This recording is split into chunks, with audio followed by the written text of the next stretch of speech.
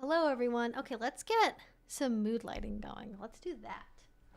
It's way over here. Why did I do that? Oh, Christmas lights. Today will probably be the last day of this, so I'm going to try and enjoy it. On. There we go. Yay. All right. How is everyone doing? Happy Friday. Oh, can you guys hear me? Okay, you can. I was like, oh no, I don't know if audio is actually working. Everything else is muted. It is. It is. Hi, everyone. Hopefully you're having a lovely Friday. I can't believe it's Friday. It's not. How is that possible? All right, let's figure out the rest of the lights here. Dun, dun, dun, dun.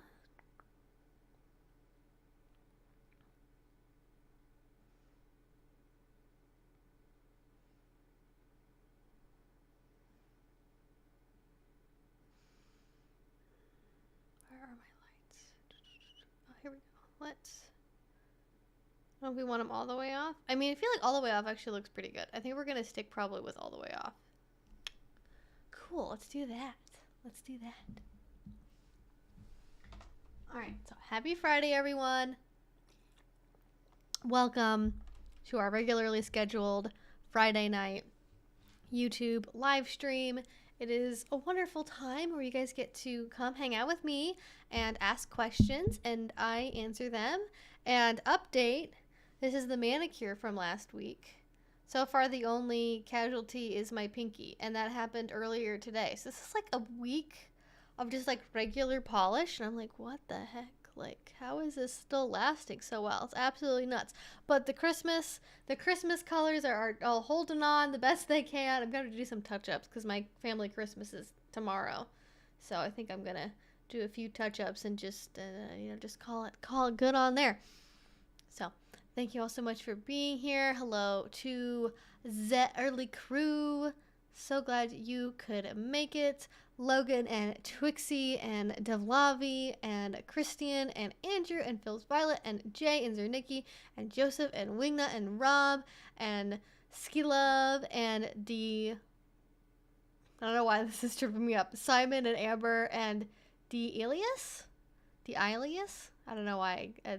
Elven Water Sorceress. That's an awesome name. I love that.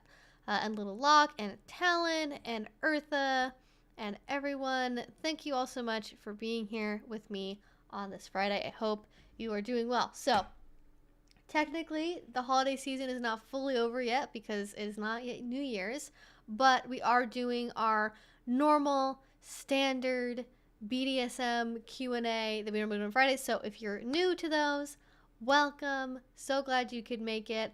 Couple of ground rules. One, this is an 18 plus only stream, so if you're not at least 18, please do not be here. That is for your safety, my safety, everyone's safety, just because it's not a great idea to mix minors and kink and conversations about that all together at once. If you want to know where to find good resources that are more age appropriate, Scarletine is a really good website for getting information about sexuality and relationships as a teenager, figuring all of these things out, which is perfectly valid. I do not have that rule because I think 18-year-olds are stupid or don't know what they want in life or anything else. It's just a safety thing.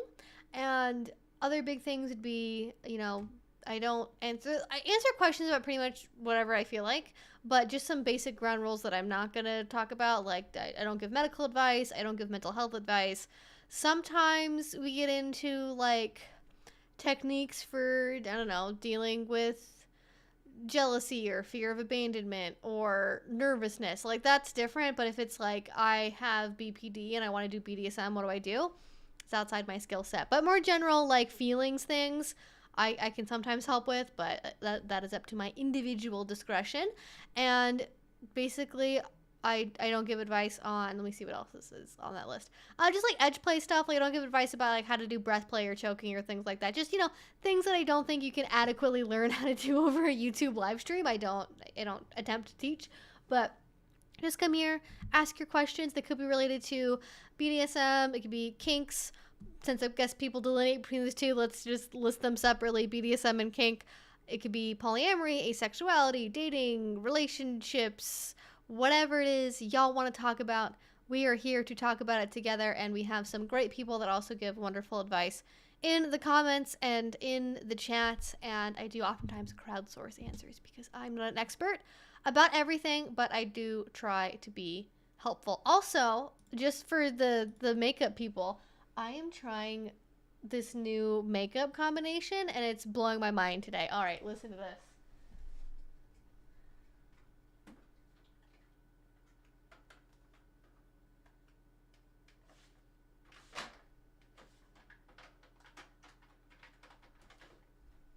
I've been using the same foundation for like a year, and I've been like, how do I make this perform better? Because it creases in my nose and stuff. So the foundation I always use is this Urban Decay Hydromaniac foundation, and it's in the shade 10, which is the lightest one, as you guys can see by my face. And if I'm really pale because I haven't seen the sun at all, it mixes with white, but it works really well. And I tried this today with the Charlotte Tilbury Invisible UV Flawless Priming Filter. I literally was asleep earlier, and it's like perfectly, like I don't have any creases around my like bunny lines on my nose where I would normally get it, a little bit of creasing under my eyes, but I think if I combine this over my face with this for my eyes, which is the Yummy Skin Balm, I think this is gonna be perfect. I literally fell asleep with this on earlier, and it's like exactly where it's wild. It's like a little too dewy. That's like the only thing I don't love about it is like these combination.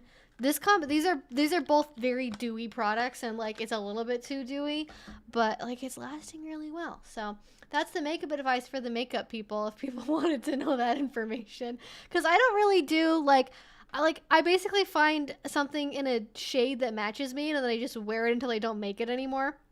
Now, my old favorite foundation I would wear was the Tarte Rainforest of the Sea foundation, which has been discontinued for like 2 years. So I use this instead. I don't really normally use like base products and things, but I'm like, all right, let's see if these actually do something. And this was like really highly rated on Sephora, and this was like a personal recommendation from a friend, and they both are awesome. So there you go. Makeup that's worth buying.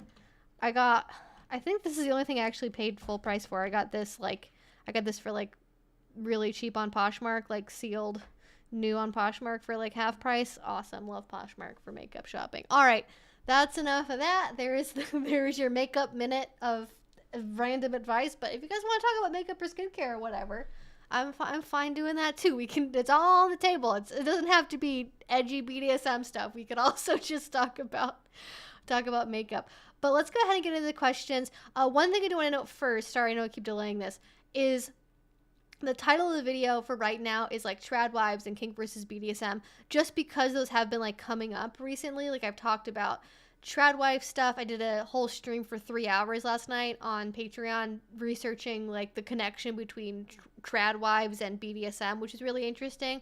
And then we did just talk about Kink versus BDSM, and I thought maybe people would want to like follow up and ask more questions because there was so much conversation in the comment section on that video. It was amazing. So if you want to follow that up, go ahead. If we're going to skip all that, we might. That's totally a distinct possibility. We could also end up doing that too. So I saw immediately some questions, which is great. Let's go ahead and hop into them. Let's... Ooh, we just got a new kitten. Oh, that's so sweet. Congratulations. Kittens are very cute and also tiny death machines. That's my opinion about kittens. In a good way. Tiny death machines in a good way. In a solo scene, can a switch be both a dom and a sub? Okay, I have to process what that means. In a solo scene. So, cause by that, I think usually when people say in a solo scene, people mean when you play by yourself, like you're just alone and there's not somebody else who's topping you or bottoming to you and it's just you. That's usually what people mean by a solo scene, but you could also mean like a non-group scene with just one other person. See, this is the thing, and I don't know how other people feel about this, so like sound off if you think differently than me for sure. I'm not sure you can, if what you mean by solo scene is you are playing with yourself by yourself, I don't really think you can dom yourself or submit to yourself. like in the way that most people intend the word dominant and submissive to mean. I think you can top yourself. I think you can be your own bottom. And I think you can give yourself sensation. But I don't know if you can. Giving up authority to yourself is like, we already have authority over your, like, do you see why that logic doesn't really follow in my brain? So I think if, and maybe this person is just saying dom and sub, but they don't realize there's like a difference between dom, sub, top, bottom. That could also be a possibility. But I like doms and subs in terms of power exchange. I don't know if you can submit to yourself or like, I guess you can in the sense of like, you know how when you don't want to get out of bed in the morning because your job sucks and you're like, oh, I gotta get out of bed and I just want to press the snooze alarm one more time, but I gotta get out of bed because I'm dying apparently. I didn't even eat anything. What the heck? All right. All right. No, we're not okay. I don't know what's going on with my throat today, but all right. I think I've got it figured out.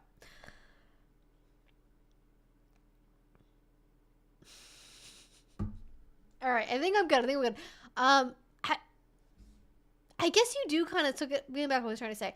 You can kind of dom yourself if it's like that kind of scenario where you're making yourself do something you normally don't want to do, but you know it's good for you or you have to do it. Like when you're like, oh, I don't want to get out of bed in the morning. My job sucks. Mondays, hate them, disgusting. But then you're like, all right, you have to get out of bed. And then you're like, I don't want to. And then you're like, but you do have to get out of bed though. And then you do get out of bed. Or you take the medicine that you don't like taking. Or you try to be disciplined taking your vitamins every day. Like, is that doming yourself? Is it reminding yourself to take your vitamins dominating yourself? I don't know. I probably wouldn't call it that because I think that being disciplined as a person is not the same thing as dominating yourself. I think that would be why I wouldn't want to cross those two lines. But I could see why you would maybe, for the sake of like hacking your brain to get yourself to do something, would think about it in like as though somebody else who was your dom was doing it for you or commanding you to do it. Like it's not, you're not picturing yourself doing it to yourself, but it's like you have a little mini dominatrix in your head that's like, all right, you stupid expletive, take your fucking medicine, you dumbass. And then, like, you remember to take your medicine. Like, that I can kind of see. But I don't know if that's, like, I don't know how common that is. I'm skeptical. I don't know.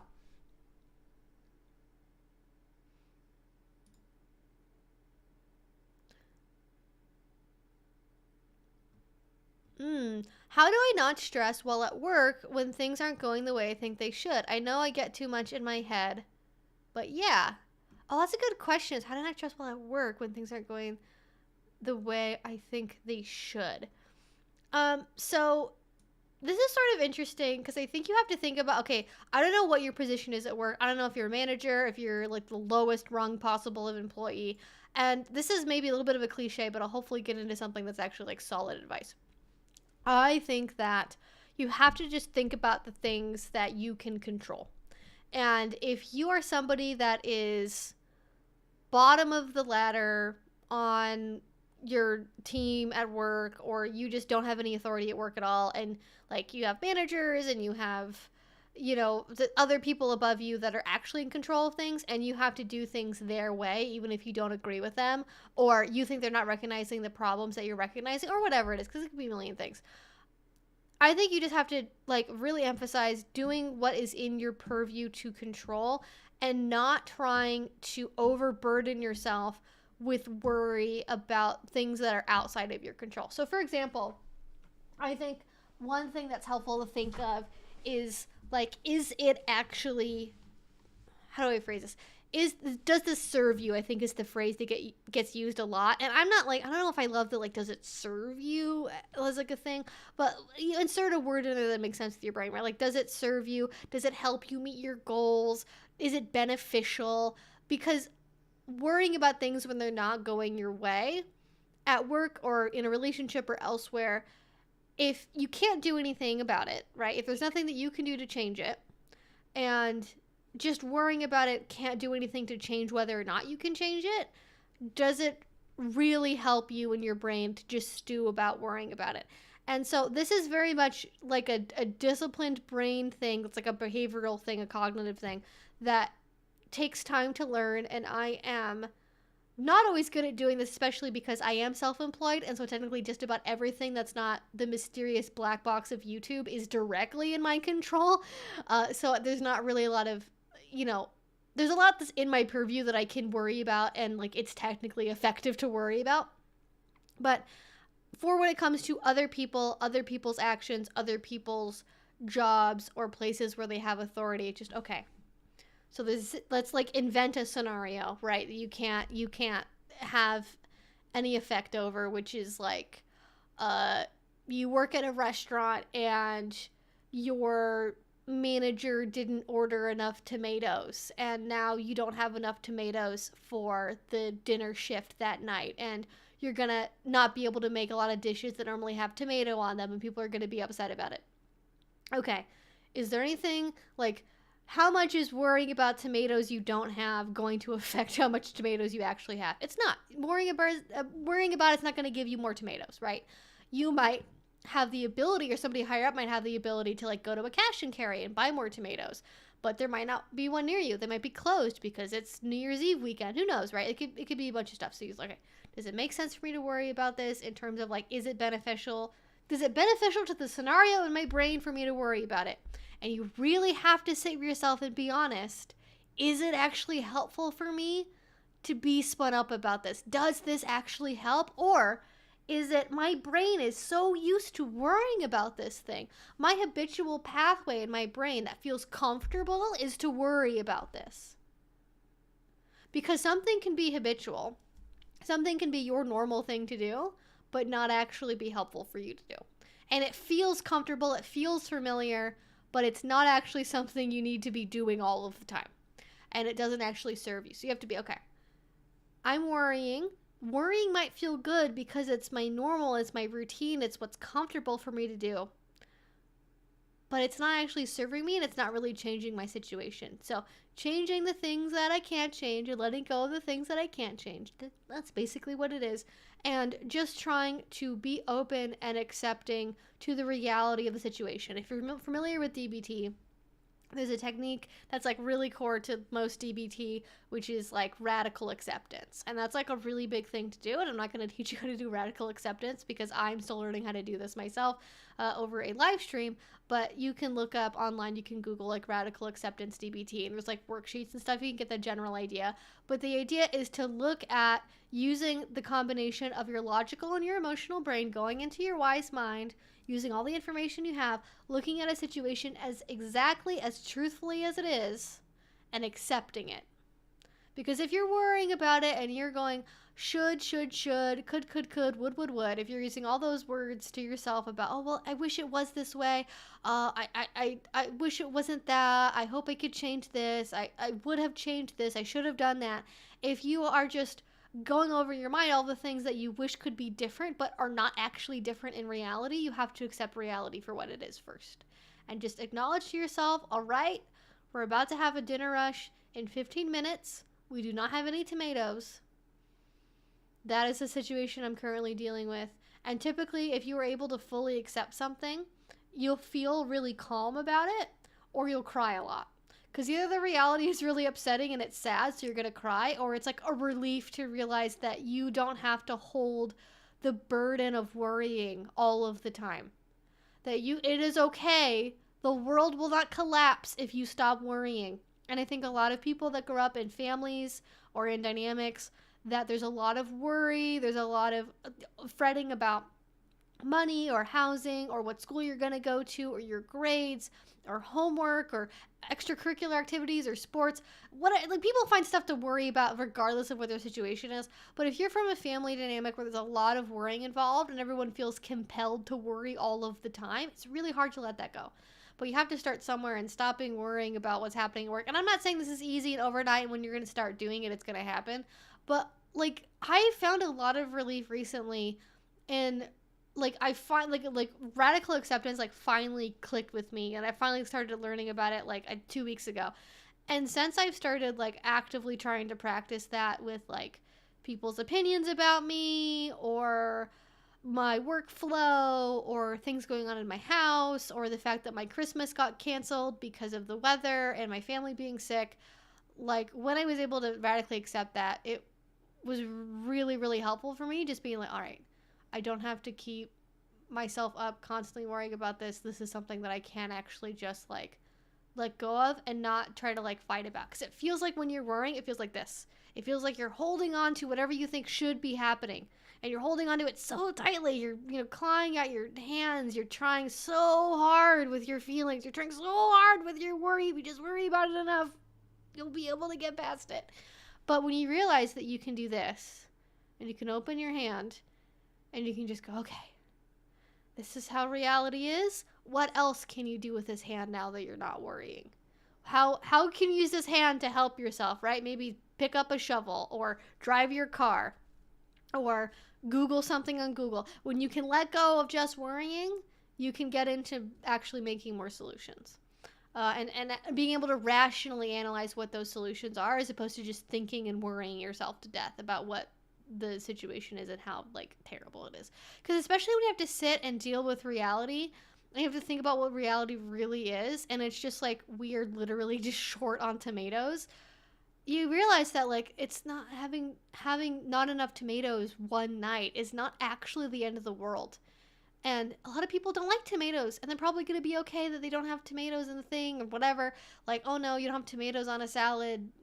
Oh no. Like, you realize, like, how, like, it doesn't actually serve you at all to worry all the time. So I know that is a lot, and I don't want to minimize, like, how much of a process like radical acceptance is, and that it is far more complicated and, like, harder to do than I think I'm probably making it sound, because it's not. And there's a lot of scenarios you're going to run into, and I've run into this myself, where you want to be able to accept something, but you're also like, fucking fuck you, dude, I'm not going to accept this. Like, and you feel really, like, strongly, and you feel really attached to whatever it is that you don't want to let go of by accepting reality. And, like, the reason why reality can be harder to accept is because we're trying to protect ourselves, and our brain is trying to keep us away from, like, unpleasant thoughts, which is like, if I'm worrying about not having enough tomatoes at work, it's probably because I wish I had more tomatoes, because I don't want customers to yell at me. I don't want people to leave bad Google reviews. I don't want to get, I don't know, abuse from one of the chefs who's mad at me that they don't have enough tomatoes. Like, you don't want to have to, you really worry about, like, the possibilities of people being upset or being disappointed and letting people down. And you just have to realize that there are going to be upset customers. There are going to be other people who work with you or for you that are going to be upset. And you just have to accept that that's going to be a possibility, so you can actually start working on whatever the real solutions are. And to think of, like, a good example that's, like, maybe not just a restaurant of, like, what this looks like, to just, like, I don't know, like, worrying sometimes can be helpful in the sense of, like, worrying is a sign that something maybe needs to be paid attention to, and you have to figure out what it is that really needs to be paid attention to outside of the worry. And, like, if it's, like, worrying about your boss yelling at you, or customers being upset, or coworkers being upset, like, okay, accept that you can't make everyone happy, and then what can you actually do to make the situation better, right? And I don't know what that thing is for you, but not worrying is really hard. And I'm not going to tell you just to not worry, but I am going to tell you that you should listen to what your worry is and try to rationally analyze it into component parts of, like, things you can and can't control, and genuinely really let go of the reality of things that you can't control, and just try to control what's in your sphere. And more importantly, like, you have, and this is very difficult, you do have a degree of power over your emotional involvement and reaction to something. And you can be very spun up and reactive about something worrying you at work. Or you can let it go a little bit, and you can decide to worry about it a little bit less, because that doesn't serve you, and just focus on what can practically actually be done. This is much more difficult in reality than what I'm saying, and I am saying this as a self-employed person, where I feel like I can't ever really let go of anything, because if I don't do something, it will literally not get done. I do not have coworkers. I do not have a boss. Well, my boss is, like, people who watch me, I guess, but, like, I am, all accountability for everything is me. I don't have editors. I don't have a personal assistant. I don't have anyone else who can do anything except for me. And so it's very hard for me to learn to let go with work stuff, because if I feel like if I stop worrying, then well, if I don't worry about this and I don't think about it, then it's going to be forgotten, and then it won't get done, and then people will be upset. And that's very hard to do. So I'm just trying to say that so like you guys get that I empathize with how difficult it is to not worry about stuff. But if you have any ability at all to let it go, I think you should. The line should go this way, but it doesn't. Yeah. There are not two names for CBT. CBT and DBT are two very different things. Very, very different. Anyways, I feel like there's probably some follow-ups in here, so let me go ahead and like get to that before I lose anything else. Oh yeah, I guess January 6th I do stream, and that's the like last day of Advent, I think. Okay, I'm trying to see if there's any other follow-ups in here.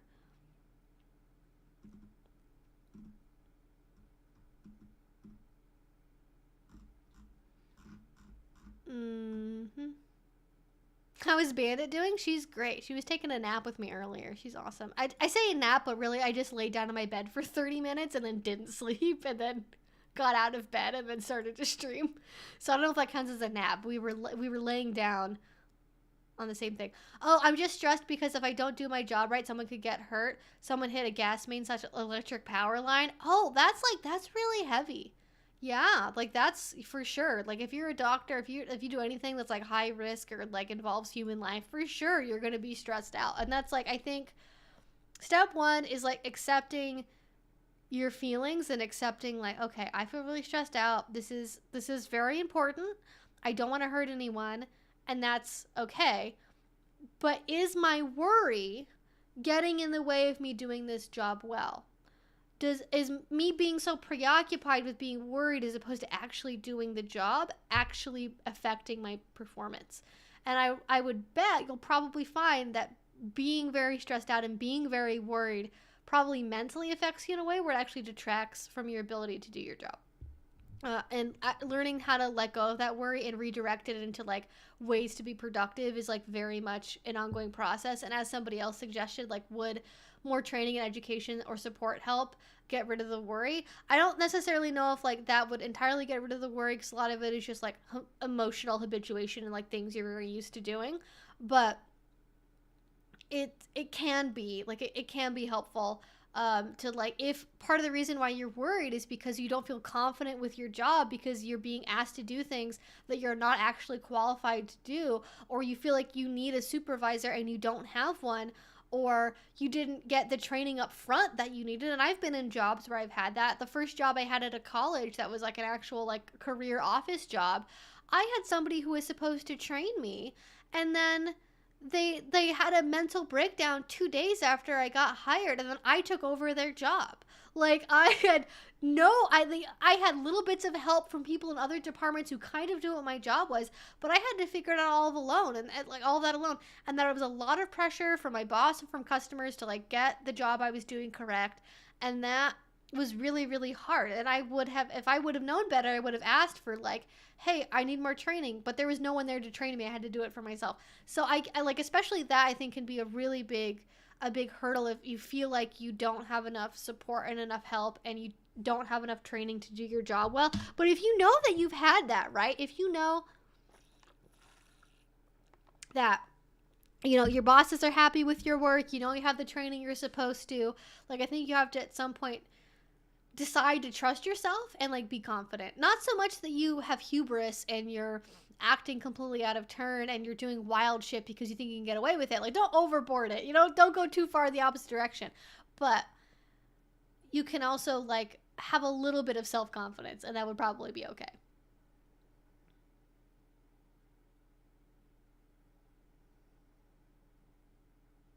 Yeah, cognitive and behavioral therapies are different things. There's like aspects of DBT that involve behaviorism, but like cognitive behavioral therapy, like they approach different things. Like they're trying to solve essentially the same type of problems with like different like at the thoughts, feelings, or actions vector. And like CBT is much more on the thoughts vector, whereas like DBT is much more on like the feelings and actions vector, if that makes sense. Like feelings and like actions, reactions, I would say, because actions and reactions are kind of simultaneous sometimes. Yeah, no worries. I see that. So I answer questions in the order they come in. If I'm trying to find a follow-up, I'm not like skipping forward in time. I am just trying to make sure that we like, if I'm answering a question, I get all the way through it, and then we move on to the next question. So, you know, don't spam the chat. Ask your question. If I don't get to it in like an hour, you can ask it again. But for the most part, like just spamming it annoys me, and then I don't answer it because I don't like rewarding bad behavior, which includes spamming the same question 10 times in 10 minutes. So just be aware.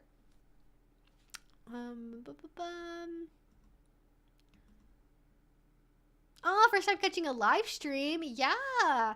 Thank you, Away from Birdland. Glad you could make it. Thanks for being here. Oh, thank you, Talon. Evie, if you see this, just know you've helped me live my authentic life ever. Thank you all for the information. Oh, thank you for all the information. I mean it. You are so welcome, Talon. Thank you for saying that. I am so glad that I was able to help you in your journey and that you learned something.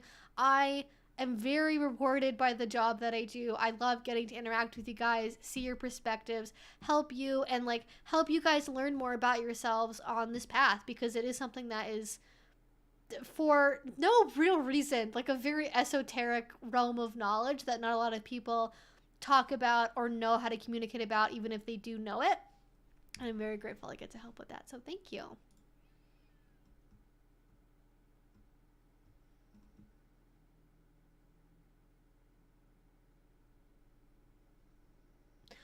Have you thought of any more holiday scenes or dark age play scenes? I love those videos. I mean, I just did a cozy and romantic video idea thing, which is like kind of meant to be Christmas, but also is Christmas and like winter time in general. I am working on a video right now that's like an advanced scene ideas list for like people that are into like more intense play. So dark age play could probably work with that. Let me just like put that down as a note on my phone. And I have a couple of good ideas for that already. And I know that people enjoy the scene idea videos. And so I will definitely be doing more of those. I don't really have anything specific to dark age play though, because I'm not a dark age player. So I can't really help with that one too much, just because it's like I have ideas about how I think other people would do it and like what other people would enjoy about it. But because I don't do it myself, like my ability to like mentally explore what other people would enjoy doing in that headspace is like technically a little bit limited. But if it does come up, I will make a video about it. But I am planning to do more like scene idea videos in general. I try not to repeat themes too much, just because I don't want them to get boring and repetitive. Like I don't want to do like 3 videos that are just like just age play or just pet play. Like I try to do like bondage I try to do like bondage scene ideas, and then like scene ideas for newbies, and then scene ideas for advanced players, and scene ideas for littles, and scene ideas that are, you know, maybe themed around a certain thing like romantic and cozy, or scene ideas that are like good for public play, like, you know, things like that I try to do. But I appreciate the suggestions. If you had any other topic for your channel, you would have 10 times the viewers, but BDSM is what we like. I appreciate you saying that. Like, it is definitely a niche field. And I do wonder, like, what my experience on YouTube would be if I was, like, a more general, like, social commentator, right? Like, if I did videos talking about Andrew Tate and I don't know who else is like what's a thing that's come up recently, it's like a hot topic, like Nepo babies. Like if I talked about Nepo babies and Andrew Tate and TikTok trends, like wow, how different would my audience be? How different would my channel be? I would imagine it would be difficult for that to not be more successful than what I currently talk about, just because it's like usually more advertiser friendly, usually more algorithm friendly. If it's a hot topic that's current for that week, like that always naturally gets more views. Like I got like my video did on Amaranth, you know, though that's kind of broadly related to a lot of subjects I cover. it did perform very well compared to my other videos. And I don't know how, if I looked back on it now, like what the views would be compared to like my other videos from around that same time period. But I'm sure it's like quite a bit more. I think I'd probably be like a 30K Andy if I didn't make BDSM content. But I'm like a 15K Andy, and I'm like, all right with that. Like, that's like 15,000 people watching my shit is crazy. I'm like, all right, that's a lot of people watching BDSM content. I'll be all right with that, because our community is still so niche and small, and it'll always be that way, and I'm okay with that. And I'm okay, especially because like having a smaller audience means I can do live streams like this where I can read all the comments. Like, I can read everyone's comments, I can read everyone in the chat. We get to actually have like a back and forth dialogue, not just me desperately trying to read and like scan for a question, and then like it's just 500 people spamming emojis for 2 hours, which is like, that's like, no hate on that. Like, if that's what you think is fun about having an audience, and you like seeing people that like, you know, make their own memes and stuff with like suddenly everyone's spamming the shrimp emoji or something like that, that's funny, and that's, you know, I get that. But I like having the kind of interaction that we do, and so I'm also like okay with my little D-list YouTube channel. I feel like I shouldn't belittle myself like that, actually, because I know that even on Twitch, when I get like 20 viewers on a Twitch stream, that is still like the top 5% of Twitch streamers. Like, I have more people watching me on my live streams on Twitch, where I get almost no viewers. I get like more than like 95% of people who stream, which is wild, absolutely wild. And here on YouTube, I'm not sure what my numbers are like compared to people, but like, I know I'm at least, I could look at my Social Blade. I could look and see where I am in the rankings for like educational. We just look at that. I don't even know what this would even look like. Yeah, I'm in like, for educational, I'm in the top, I'm almost in the top 2,000. I'm in the top 2,000 for subscribers. And I'm in the top, over the top 1,500 for educational videos is like a category.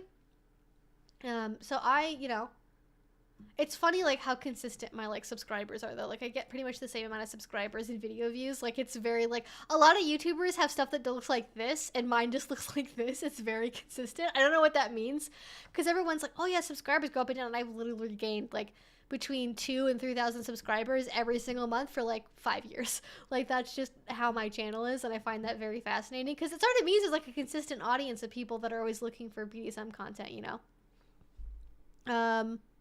Booper Nova says, so like sub/dom space, I got my primal euphoria and it took over, was strong, I literally almost drew blood. Question, self-control issues. So I guess the question is, how do I control myself better? Is that the question? So I feel like I would almost want to ask people that are like into hypnosis, because it almost feels like making a hypnosis trigger type situation, where it's like come up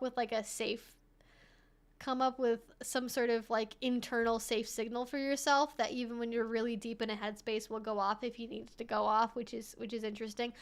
I don't really know if that's like, would that work outside of, I guess you'd have to, it depends on how hypnotic you are as a person, like how able you are to be hypnotized. Self-control is really difficult because there's a lot of reward physically in not being controlled. Especially when you're pursuing things that feel really good and you're like a more like hedonistic, or like you have a more like addictive personality, where it's like difficult for you to not go towards things that are pleasurable even when you know the consequences. Like, it's like the toddler who can't help but put their hand in the cookie jar even though they know they're gonna get time out or they're gonna get punished for it. Like, they're like, I know the punishment's there, but I still really want to do it. And then they do it. And then they're like, oh, I'm getting punished. And they just like can't, like, they don't have that impulse control. And so it's like impulse control is really difficult. It's almost like, I don't know, do you have ADHD? Is that adequately medicated? I don't know.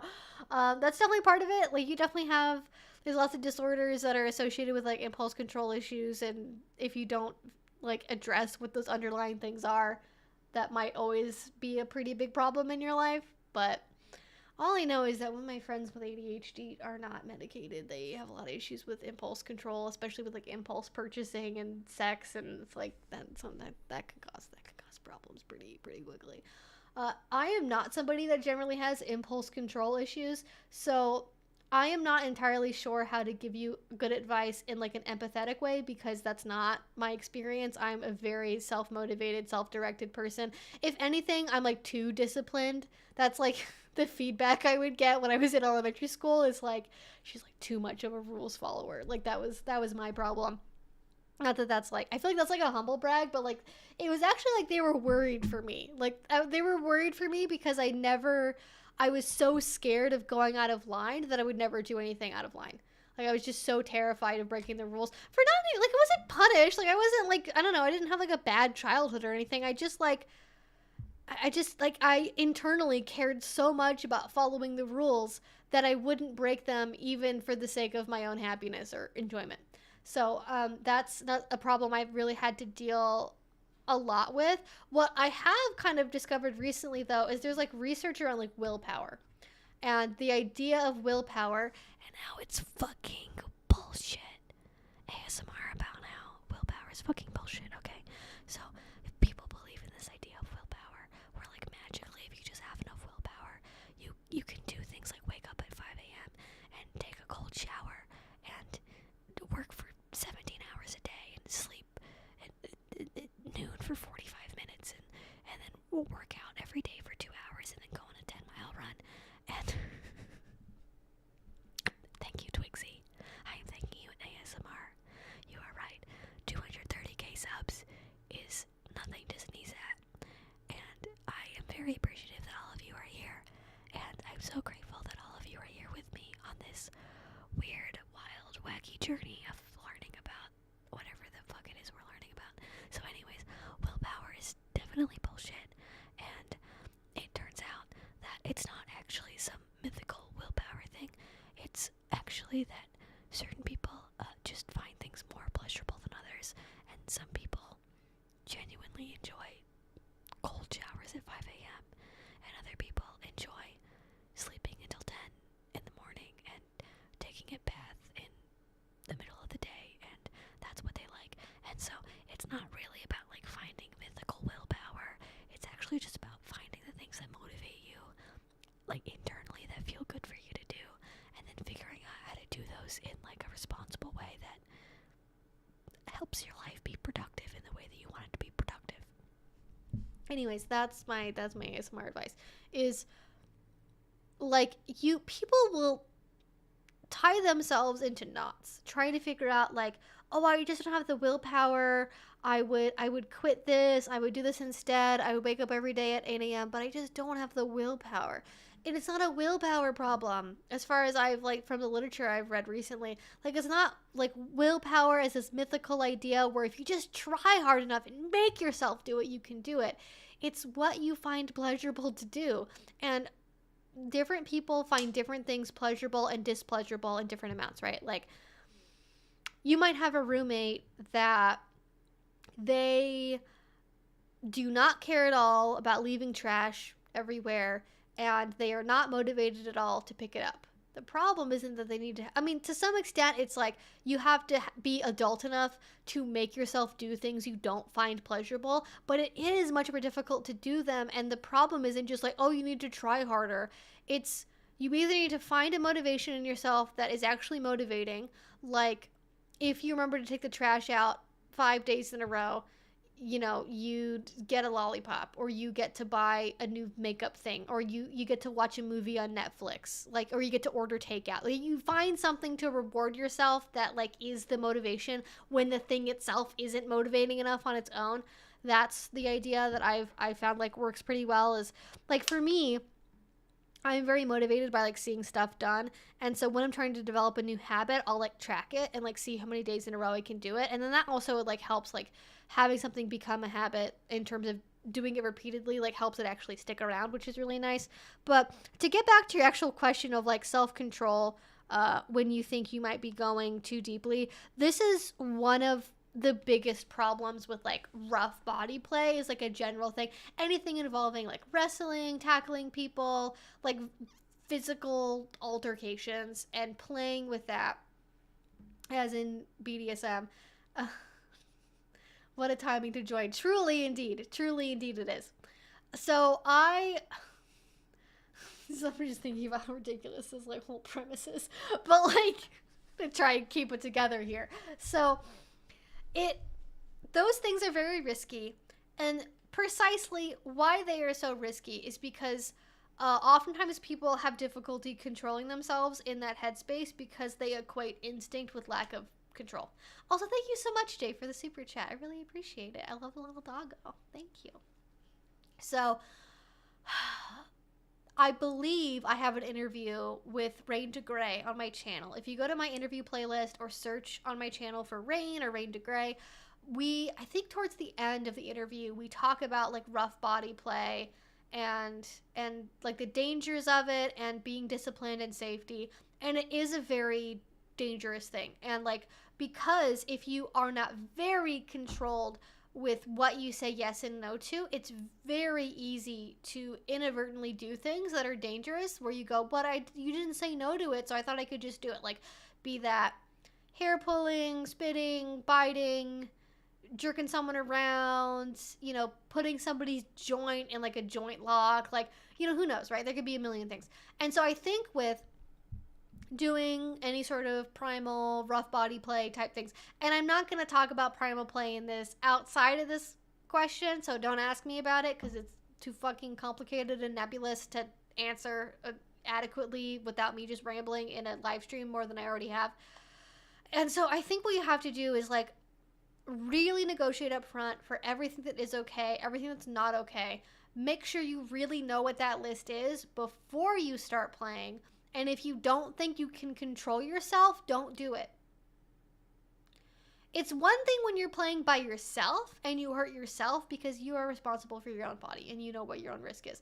But when you're playing with somebody else and you are taking their safety and well-being into your hands, and like if you can't control yourself enough to like genuinely respect boundaries like that, you probably shouldn't play with them. That would be my advice. Like, you should not play in that particular realm unless and until you can control yourself. And if you feel like you can't, then don't do it.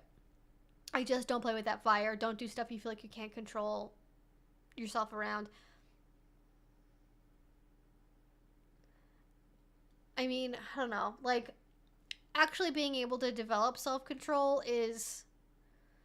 That's like such a big process. I don't even know how to like give you advice to start doing it, because I feel like the obvious advice is like there's probably a program or like some therapeutic techniques you can probably use to develop like discipline and self-control, but because I haven't personally had to do a lot with that, I don't know what those things would be. Like I don't really know. I don't know if anyone in the comments has any advice on like how to develop like self-discipline or control like around stuff you want to do and like you shouldn't do it.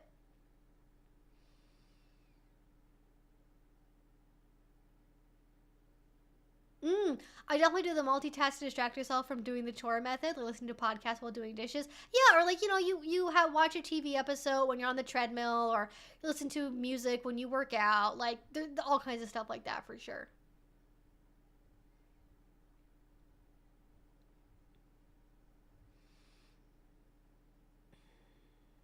Yeah, I mean, it's like, I don't know what you negotiated for in your scene, but if you definitely went outside of that and you felt your headspace going in a dangerous direction, like, you probably shouldn't play with that until you can get it under wraps. Like, I don't do wax play with partners because for some reason, I love doing it on myself. Like, I love wax play on myself. When other people do it to me, it makes me want to fight them. And I know that about myself, so I don't do wax play with other people unless I really trust them. They are willing to deal with that if it comes up, and we are doing a very light scene, and it's meant to be very light. Because if it gets into pain territory, for some reason, the combination of heat and pain just makes me really agitated when it's other people doing it to me, and so I don't play with that with other people.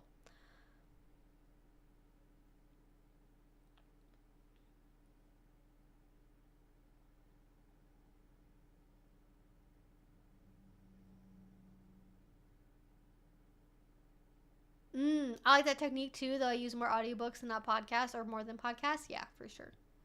Just, I mean, find something that works for you. That's really what it is. Like, find a way to make your life more pleasurable and do things you enjoy to make yourself do things that you don't enjoy as much. I do not listen to audiobooks too much, though I probably should, because I feel like they would be really nice, but I just don't know, I just haven't gotten around to doing it.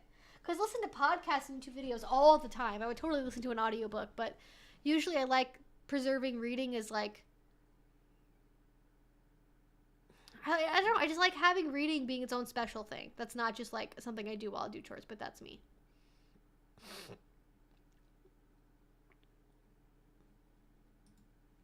All right, let's answer some more questions, because somehow it's already almost 7, and I don't know how that happened. Oh, where did the chat go? Ah, here we go. Hopefully I haven't missed any questions. I guess the age placing question. New in BDSM and learning that I find it really exciting. Short scenes to begin. Awesome! That is exactly what we like to see, Simon. Good idea. Hope everyone is doing well. This is the first time I've joined on time. I didn't just come in at the end. This is fun. Well, glad you could make it, Valerie. Congratulations. Glad you're here. Evie, could you do an overview on how kink and open relationships are navigated?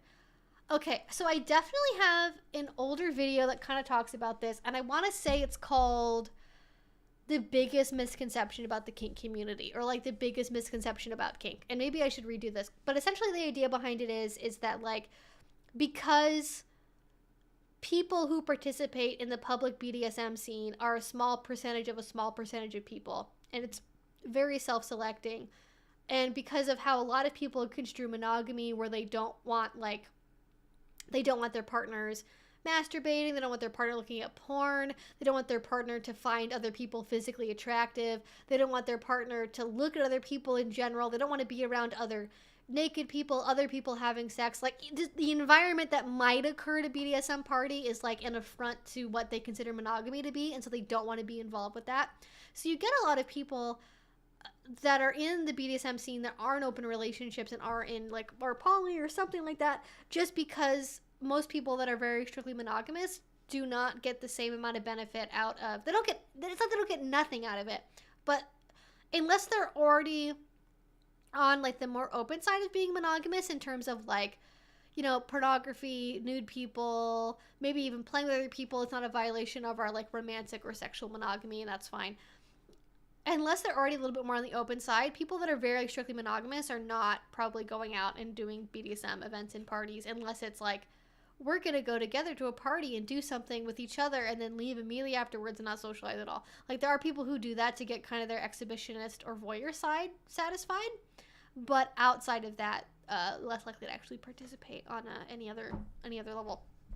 What I think is true is that the public BDSM scene does oftentimes involve more open relationships, but when you take BDSM as a whole, private people who play, people that go to like dungeons of people that they know but not like public dungeons, people who participate very publicly, like when you sum up every type of variety of way of approaching BDSM together, most people are still monogamous. Most people are still in one-on-one closed relationships, and that's just true across the board. Like there's a lot of gay people that have open relationships, but most gay men are monogamous. Like, the way that they define monogamy might be a little bit different, and that's true for the kink community as well. Is like what the kink community considers to be monogamous is a little bit broader than what other people might think of it as. Like, for example, a lot of people that are vanilla mono people,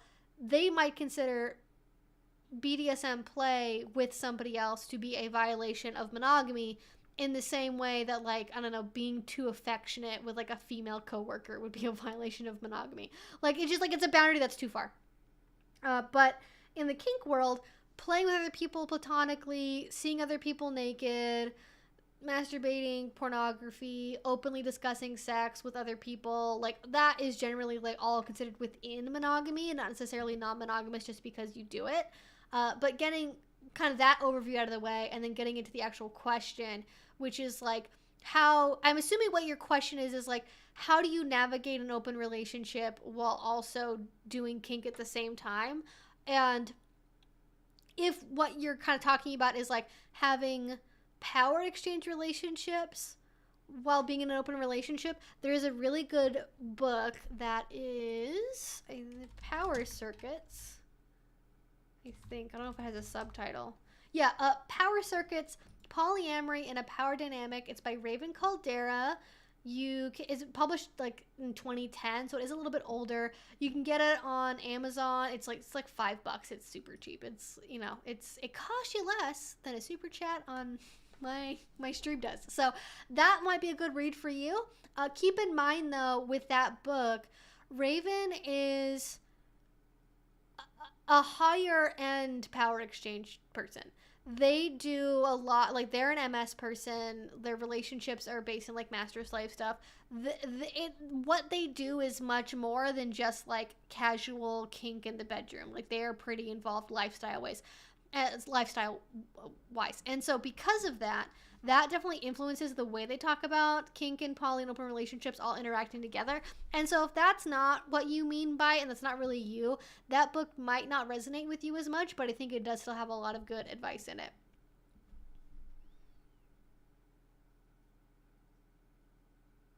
Okay, camera, what are we doing? Figure our shit out, camera. That's what I want. So with open relationships and kink, I mean, I think they work well together because they require the same kind of set of skills. They require the same very special set of skills, my beautiful audience. They require communication, openness, and honesty. Like, if you're in an open relationship, you can't be like, oh yeah, I totally got tested, babe, and then like lie about getting tested when you didn't really. In the same way that you can't lie in BDSM about like, oh yeah, I totally know how to use a flogger, and then you've never held a flogger before in your life. Like, you're gonna get found out. It's going to cause a lot of relationship issues, and it doesn't work unless you tell the truth, which is broadly true for most relationships, right? Like, generally speaking, even if you're vanilla, monogamous, whatever, the lying will catch up to you eventually, but it catches up to you way fucking sooner in polyamory or open relationships and in kink as well, just because it's like you're playing with fire there, my dude. You were just playing with fire.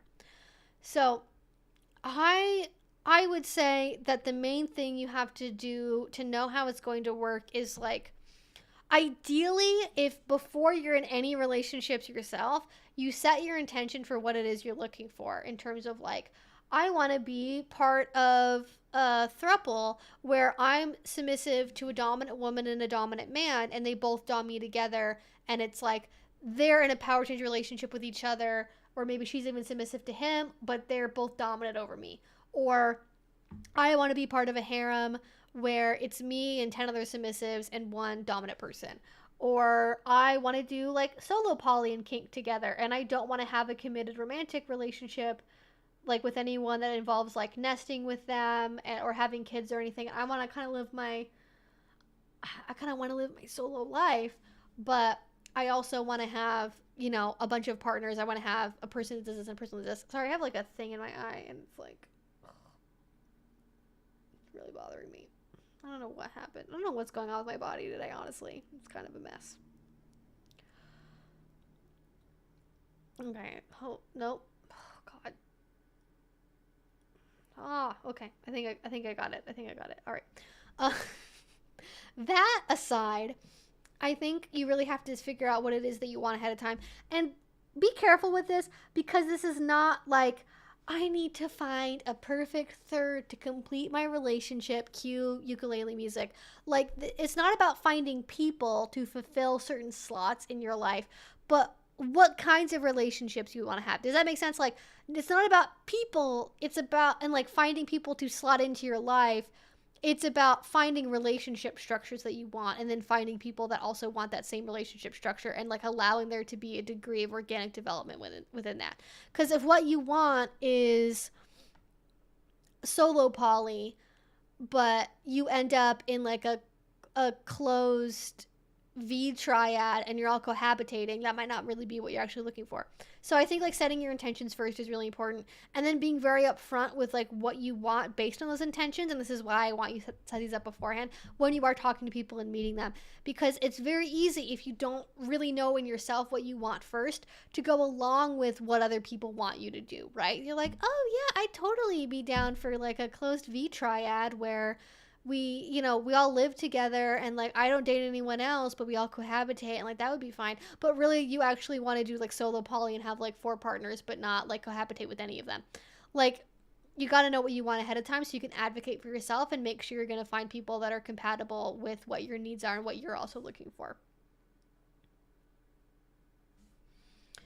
And on top of that, I think sort of like how people navigate kink and open relationships is like, I would say there's a couple of key ways that people do this, and this is kind of more the overview part of it, not just like how do you do it, is I would say style 1 I've already described, which is like solo poly person that has like a lot of partners, but they're not really like committed in the traditional way to like one person. Like, and by committed, I mean in the sense of they're not married to anyone, they don't cohabitate with anyone, or they, if they do, which is like just roommates, they are not like committed to having a single permanent life partner with a bunch of peripheries. Like, they're prioritizing their own life first and then finding people who fit into kind of different things, right? Like, not really even finding people, but like they prioritize their own life, and then wherever they have space for other people, they make time for that. Like, they don't sacrifice their whole weekends to see a bunch of partners. Like, they're like, yeah, I have time for you, this and this. Does that work? Like, they're not like always bending over backwards to like make other people prioritize in their life. Like, they're generally prioritizing themselves. And I would say that's probably the most common thing you'll see is people that don't really have DS relationships, but are open and like play casually with many people and have many partners that they have sex with or date or do things outside of just BDSM with, but they're not really like, they don't really have any like traditional commitments to that person. They may be committed in the sense of they really care about you, they want you to be like a permanent fixture in their life, but like it's not in the way that most people would think of like things that are included as part of commitment, like symbolically. I would say the other thing that you see a lot of, or at least what a lot of people look for and would want to attempt to do if they could find it, is a bisexual female submissive and a male dominant partner who want to find a even more submissive female person to submit to the woman and also submit to the man at the same time. And the idea is like, oh, she gets to explore her bisexuality. She gets to be with another woman, but in this like controlled way where the dominant partner, that's the man, is still like kind of the one dictating everything, and she's gonna love us both equally. There's no reason to be jealous, and like there is almost always an attempt, and it very rarely works out the way that people think it'll work out, but it does happen. It does work sometimes, but for the most part, that kind of like level of exclusivity and like that type of power change doesn't like always like work out super well, because then you end up with a scenario where you can only ever like play together, and then like, well, you can't play with her alone because like I get jealous, and then like if we're gonna play together, it needs to be us together in a group, and then like suddenly the only sex you can have is a threesome, and like these guys are really messy. So I would say that's also a common desire. How commonly it's actually done, I don't fully know. And also like there's a problem with like longevity, because a lot of it is predicated on the primary female partner to be like a bisexual switch, and if she discovers she's not really that bisexual and not really that switchy, this relationship dynamic like falls apart very quickly. And then I think the other like third most common one is, okay, there's like 2 more. I say there's one more common one, and one that's like less common but I think is very viable. So the third most common dynamic is typically a male dominant partner, though it can also be a female dominant, the less commonly, a male dominant partner with like many female submissives. And it's not a hierarchy where one is, there might be kind of a little bit more of like an alpha submissive or one that's like kind of more senior to the others, but not in the same degree or way where it's like a committed relationship between 2 people that then add in a third. This is much more of a group dynamic where it's mostly the group rather than an individual couple adding in a third person. Does that difference make sense? So you see like a male dominant person that has like multiple female submissive partners who may or may not also be dating or having sex with each other. You know, all sorts of combinations exist. They may also not see each other at all, and they may only be there to like serve him and please him together as a group. You can very quickly see why this is like very popular for male dominant people. This is like the complete archetypal male fantasy of like power and like, look at all these women I have and they all serve me. Like it's like it reeks of a stereotype, and that's like fine. Like sometimes we're fucking basic bitches, all right, guys. Sometimes we are basic bitches and we do stereotypes. And we do stereotypes. God damn it, we do. And I like the reason I am saying that is because I'm about to say stereotypical, and then I just stop myself and try to say stereotype instead, and then I end up saying stereotype, and it's. We do stereotypical stuff sometimes, and we are stereotyped sometimes, and that's fine. Sometimes we are pumpkin spice Ugg boots millennials, okay? That's just maybe. Sometimes we like 1950s housewives, and we like the women in high heels and harems and whatever else people like. I don't know. Like sometimes we're just like that, and that's fine, okay? But we have to accept that that's what it is, and understand that sometimes it is a little bit cringy to be a normie, and that's just how it is. That's just part of life sometimes. So I think that's really common. Again, I have seen this executed to a certain extent, but I gotta be honest, I've not seen it done where I know the people involved are happy with it. I have seen that kind of dynamic fall apart a lot. I have seen that kind of dynamic reveal that the hinge male dominant partner is like a controlling piece of shit, and not in a fun consensual way, but in like a blackmailing, assaulting, boundary pushing kind of a way, and that's not good. But it is a fantasy a lot of people have. It's a thing that a lot of people want to achieve. It is rarely executed by people that should actually be doing it. And then probably the one that is the most sustainable but is also less common is when it is a dominant submissive partnership. Genders don't matter for this example. Dominant submissive relationship where both partners date other people outside of their dynamic, and also potentially have dynamics with other people. And I have heard it said before that, you know, you can't serve two masters, you know, you can't have two dominants. How would that even work? And like the way that I have seen that this works is like the other person's dominance ends where the other ones begin, right? Like you have a dominant you live with, and when you go see your other partner, your dynamic is temporarily suspended outside of maybe a couple of like key safety things. Like you have to text me when you arrive at his place and when you leave. Like things like that where it's like safety and like I'm just trying to make sure you're okay and you haven't been kidnapped type stuff. That will be maintained in place. But usually it'll be a dynamic where it's like when you live with me and we're together, or when you're not with him, when you're not just like in public, you are my slave, you're my submissive, and I, you know, my rules are what's in your mind. And then when you go see this other partner, like their rules are in place for you and their dynamic is in place for you. But then when you're outside of that and you're with me, then my rules are in place.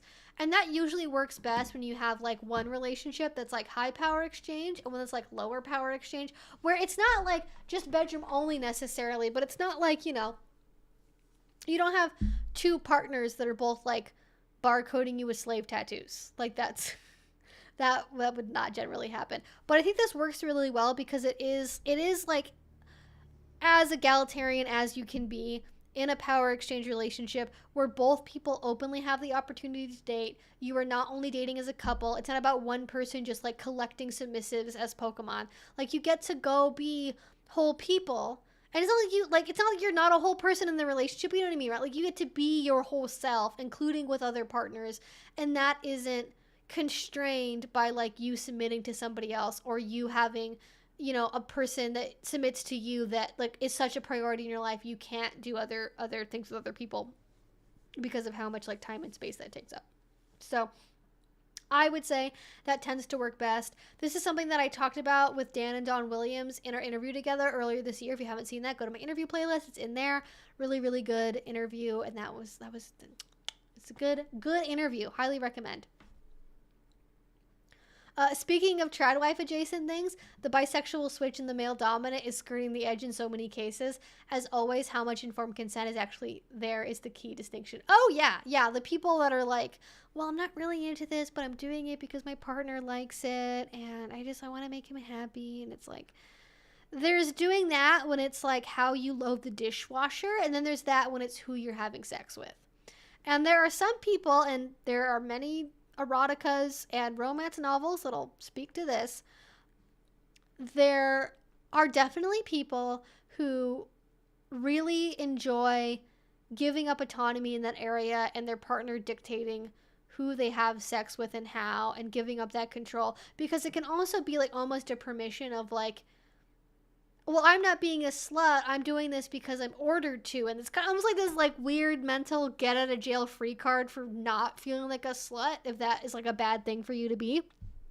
But I think that it can also very much edge into sacrificing your own happiness and comfort too much to make somebody else happy and fulfill their fantasies while not prioritizing your own self. And that's bad. We shouldn't deprioritize our own happiness so much, even as submissives and bottoms and slaves, all right? Our happiness matters.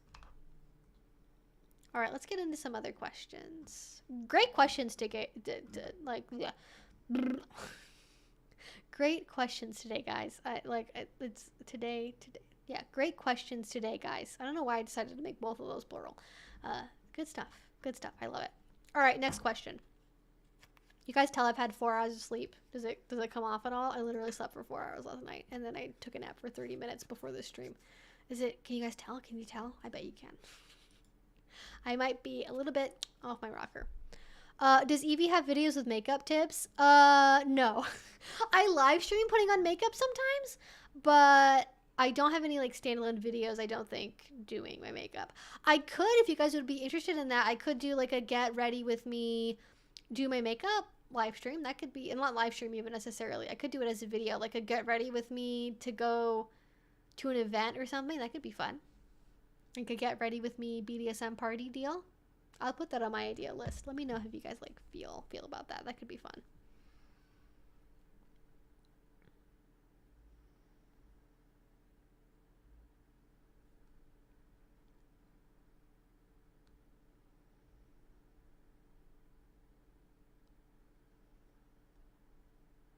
I feel like I have like one video from like 2 or 3 years ago where I do a get ready with me, but my makeup's changed a lot since then, so.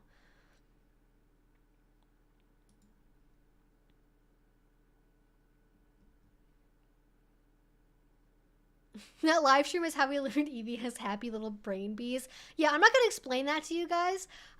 In the last live stream, we talked about having happy bees in my brain.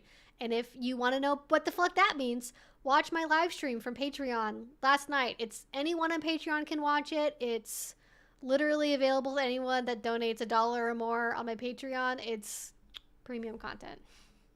Premium bee brain content.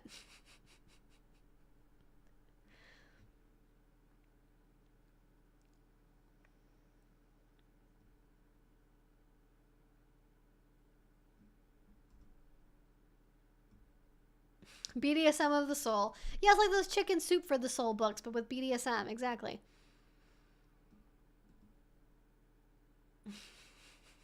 Thank you for the emojis, Booper. I always know it's you in the chat, because you always put in a lot of emojis, and I can just tell. I'm like, oh, there's Booper. I'm like, there he is. Or there they are. Any commentaries on tips when it comes to slapping your partner's private parts? My girlfriend is into a lot of slapping butt face. I was wondering about slapping her private parts to see if she likes it. This might be slightly vulgar, but this is the term that gets used.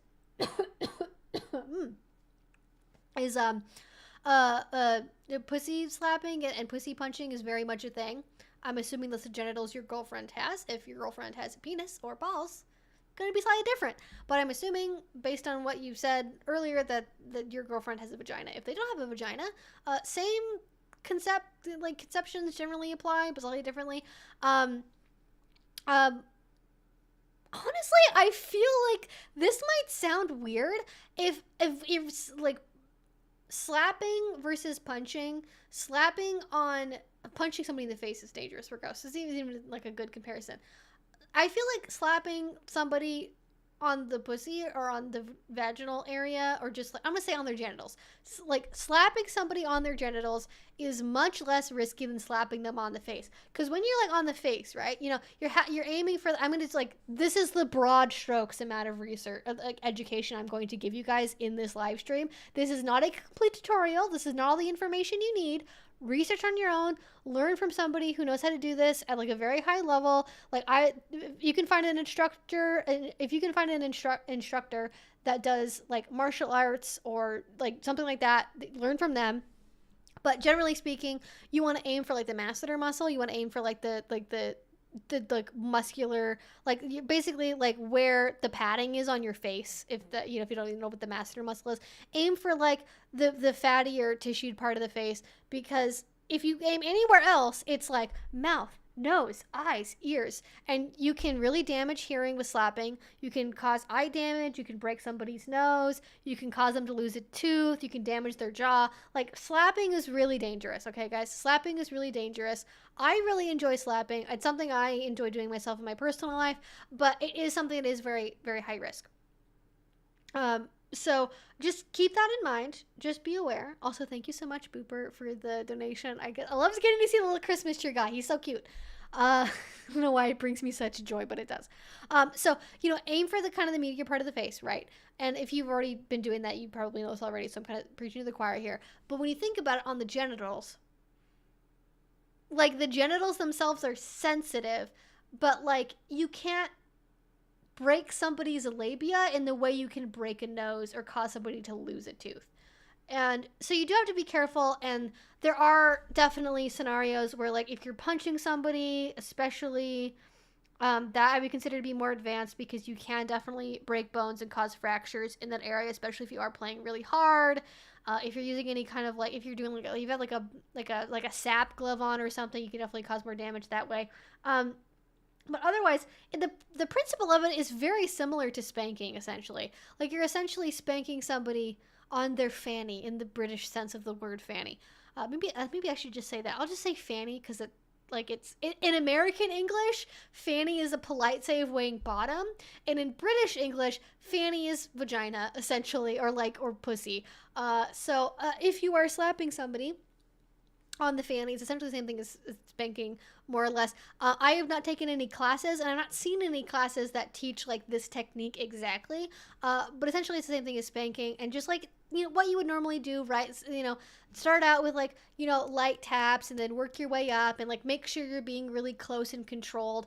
Really far back swings, and like, you know, swings where you don't really have your aim dialed in yet, is going to be higher risk.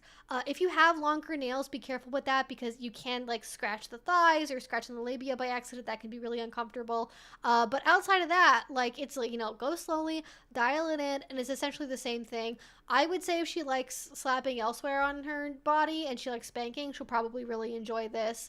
And it's something that's probably worth trying. And you can also do it over clothing. If she has jewelry in, I have jewelry down there, to be honest, and so like I have to position myself in a certain way to avoid like somebody accidentally like ripping out, you know, jewelry down there. But, you know, assuming that like most human beings, she does not have any hardware on her bits, you know, you can basically just like dial it in, go slowly, and then like work your way up, and then kind of gauge how she feels about it intensity wise.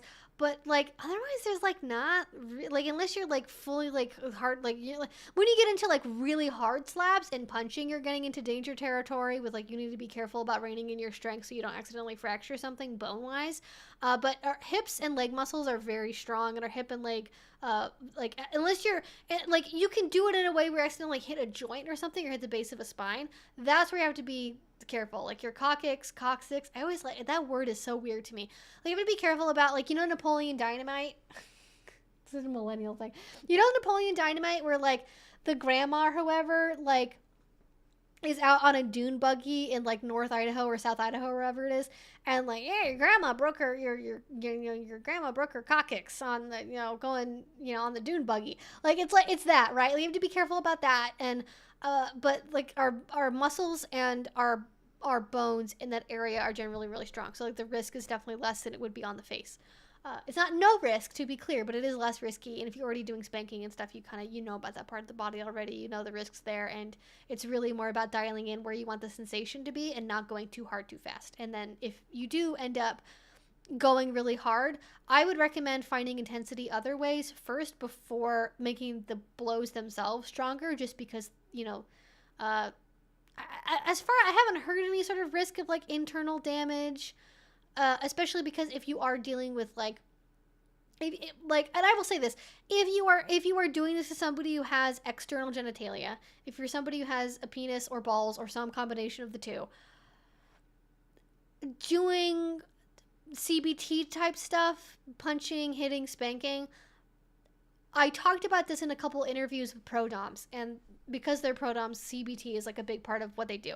And everyone I've talked to about this basically said the same thing, which, like, we know that it's risky. We don't know how much it's risky because we don't have data on the effects on, like, fertility, for example, that, like, punching somebody in the balls every day for 2 months would have. How permanent it is, how long lasting it is, like, we don't know.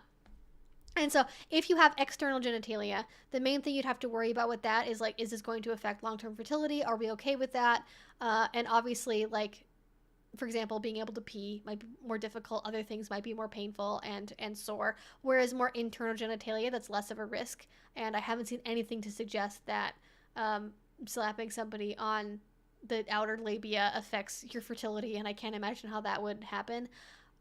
It's more about, you know, making sure your hands are clean, I think would be like a big thing. Just because UTIs are a huge pain in the ass. And if you're going to be slapping somebody on, you know, on their fanny. I don't know. I forgot I was going to say the word fanny. I'm going to say the word fanny again now. It like, make sure your hands are clean because UTIs and, like, bacterial vaginosis are not fun. And let's not, you know, add those to our list of things to worry about after a scene. That's my advice.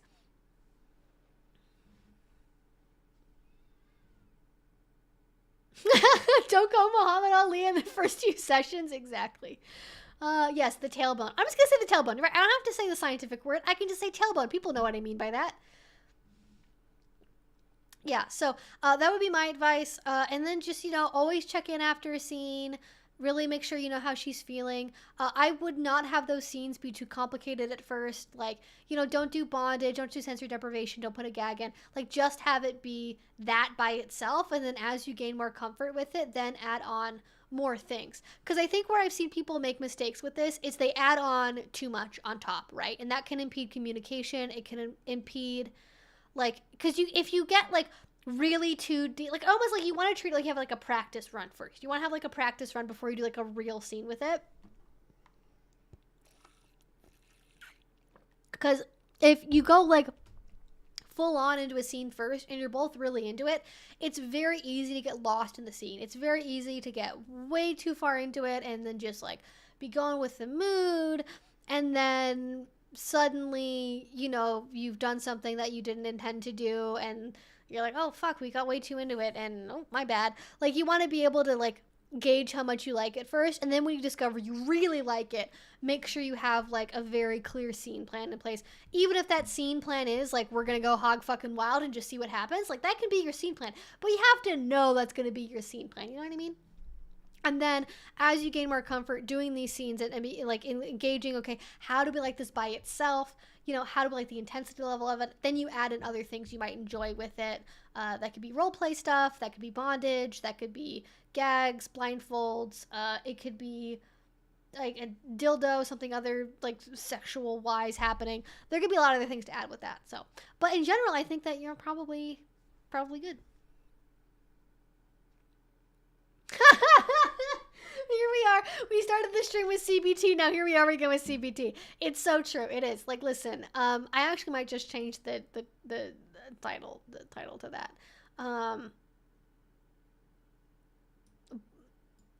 Like CBT.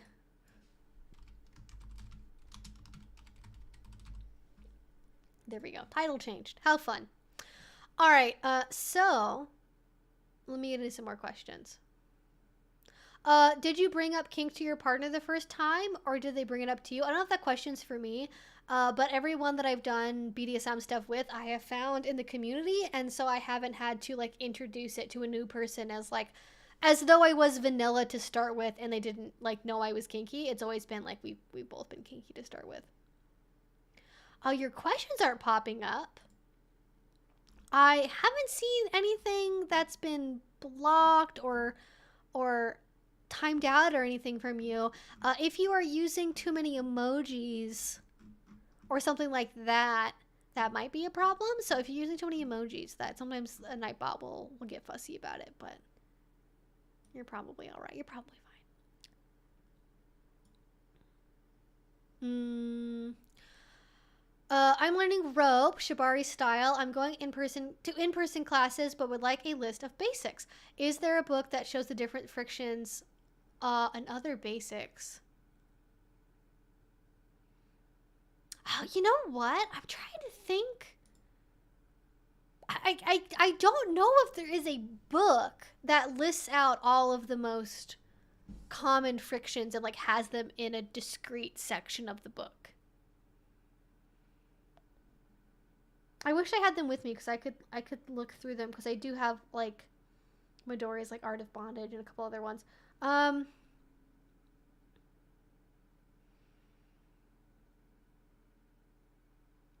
would probably guess if there is a book that has that, it would probably be either the Douglas Kent books, or it would probably be Lee Harrington's like erotic macrame books.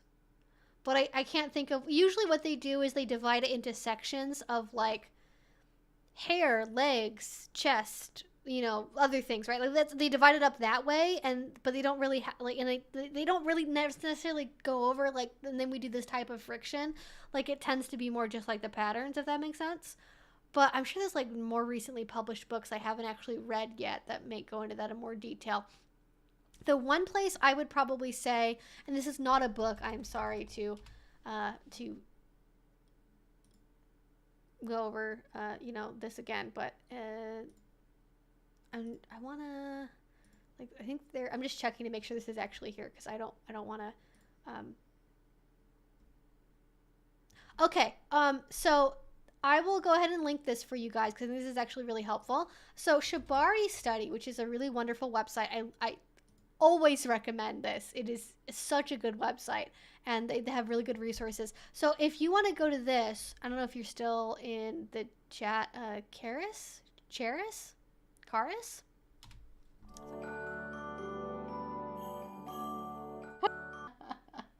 Oh, this mouse has a button on it, and it toggled. I don't even know how it did that. I pressed it by accident and it just toggled to a different scene. Okay, all right, that's dangerous. Oh, I've never done that before. That's funny. So anyways, Shibari Study, I linked you to the beginner section of this, and I think this will be really helpful for you. It is a membership program. I think some of the beginner videos are free. I don't remember which ones are. But it is a really, really good resource if you want to learn more about Shibari. And they have two videos that are a series of basic knots. One of them is by Gergon and one of them is by Anna Bones. And they also have a frictions lexicon one, which I think is probably what you're looking for. And it's just a concise way of, it has a half hitch, a munter hitch, an X friction, a half moon, an L friction, Hojo cuffs, and then it shows you how to like put them all together into like making cool stuff with it. So that's probably what you're looking for. I don't know if a book does this, but you know, that's a really good video resource, and that would be what I recommend. Their website, I've been following Shibari Study since they very first had like a Vimeo webpage, and they really good stuff, really good educators. They have, like, I really believe in their mission and what they do, and if you want to learn Shibari at all, I would really recommend that. I do not have any good resources on dollification. I do have a note to myself, because I do want to do more BDSM 101 videos this coming year. And I do want to redo one on mummification play. I realized I don't have a video yet on impact play as like a general category. I do not know how I have been doing YouTube for 7 years and I don't have a video on just like impact play, like an overview of impact play. That's going to be my next one, but I do want to redo my video on dollification. and probably a couple of other ones as well. Dollification. I don't know why I can't. There we go. It's like Google did not want to recognize that as an actual word, and I was having to fight my Google there. So dollification. I don't really have a lot of good resources for it. I feel like we just talked about this not too long ago. But the main person I know that talks about dollification is somebody named Danorama. I am not a huge fan of his teaching style. My impression of his teaching style is like you're watching a slideshow and then somebody who has like kind of a big ego talking about how cool he is, which is not really my favorite. You might not perceive it that way. You might be totally like on board with Danorama. He is like really, really well known and famous basically within the kink scene. So you might jive with his stuff. I personally didn't get a lot out of it, but I know that he does talk about adultification, does teach classes on it, and that might be, somebody to keep an eye out for is Danorama, which, is exactly like it's Dan, and it's like panorama, but with a D. And there you go. All right. Gosh, already 7:30. Time flies, guys. Time just flies on by. Yes, there's a really good DBT workbook. So going back to the other letters, there is a good DBT workbook you can buy. It is meant to be worked through with, like, typically in a group setting with a mental health professional. It can be difficult to navigate if you don't have a mental health professional. And I would not generally advise doing it entirely solo, but like therapy is expensive and difficult to find. So I honestly think if you can't access anything else, if you don't have time, if you don't have money to pay for, especially in this economy, you don't have time or money to pay for in a regular therapy with somebody who does DBT as part of their modalities, which can also be difficult to find.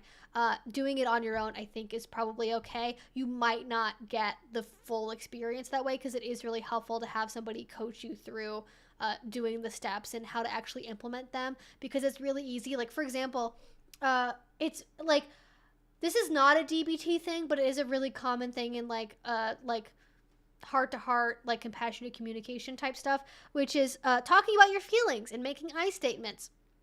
And you might think, oh, I need to make I statements when I speak about my feelings. Awesome. I feel like you are making me mad. I feel like you are not picking up after yourself. And that's not actually, that is technically an I statement. You might, if you are reading the rules to yourself, you might think, oh, that's what an I statement is supposed to be. Wrong, incorrect. An I statement is supposed to be like, I feel angry. I feel upset. I feel sad. Not just going to, I feel this because you did this to me. Because then you're not actually really focusing on your feelings. You're focusing on what the other person did or did not do. So that is just an example of like how you can very easily lead yourself astray, like just trying to follow along with something without like a guide there to kind of show you how it should actually be done. But it is definitely still possible.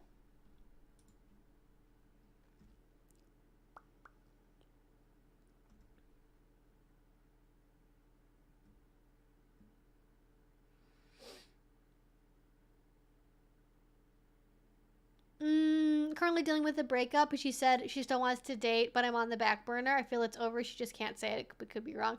That's a really hard place to be in, Booper. I'm very sorry. Like, a lot of people definitely go through that phase where they don't want to fully let go of the relationship, and so they just say, oh, yeah, no, I want to date you. I just don't want to be like primary partners anymore.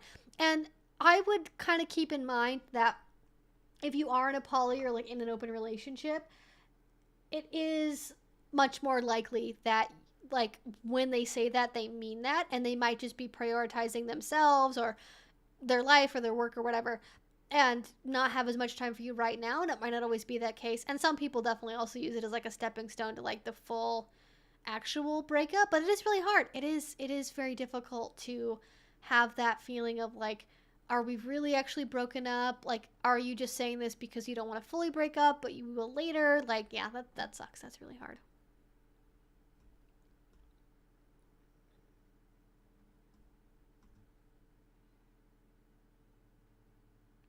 Woo! People going out for drinks and going to nightclubs? That's fun. Congratulations. Try to have some fun. If you're going to go out to a nightclub, I know it's like, hey, if you're dealing with a breakup, that sucks, but maybe try to have some fun. Hi, Evie. Just wanted to say I hope you're having a good night. Thank you, Jace. I am doing pretty good. I'm very tired. I am racing towards the end of the month at this point, but we're trying our best. Caleb says, your thought... Oh, no! Your thoughts on race play as a non-BIPOC person. So... I feel like it's not my place to tell BIPOC people how they should feel about race play or like make a final call on race play. I will say that from my observations from all different groups of people that are BIPOC people, men, women, all like everything, like any comment, the Asian women, doesn't matter. Definitely, I would say probably the most common dialogue I've seen around this is probably from like cis, or not even cis, but at least like black women. But certainly anyone of any race, and also like ethnic groups, like also Jewish people and stuff, are very much part of this conversation because of like race play and like Nazi stuff oftentimes ends up going together weirdly. I know a lot of people that are not white that do find a lot of healing and comfort and just generally feel positive about race play and feel like it's beneficial and helps them like kind of deconstruct stuff almost. Like they usually, if they have a positive relationship to it, they usually compare it to, and oftentimes they also are, victims of assault that use BDSM and like CNC scenes to like process that abuse and like feel like they have power over the situation again, even if they're like bottoming in that scene. And I feel like I can very much understand the perspective. There are other people that feel very, very, very, very strongly against race play and think it's horrible, awful, should never be done, public, private, doesn't matter. It just perpetuates racism. It enables racism. It should not ever be done. And because that is not part of my experience as a person, to like, I don't experience racism as a white person, so I don't know what that's like. I don't know how that affects me. It's not my place to have that conversation. I would just say that within the various, like, I don't know how to phrase it exactly. Like, you know what I mean, right? Like, for non-white people, there are a multitude of opinions about it, multitude of opinions and reactions to it, and I'm not here to police, like, what is okay or not.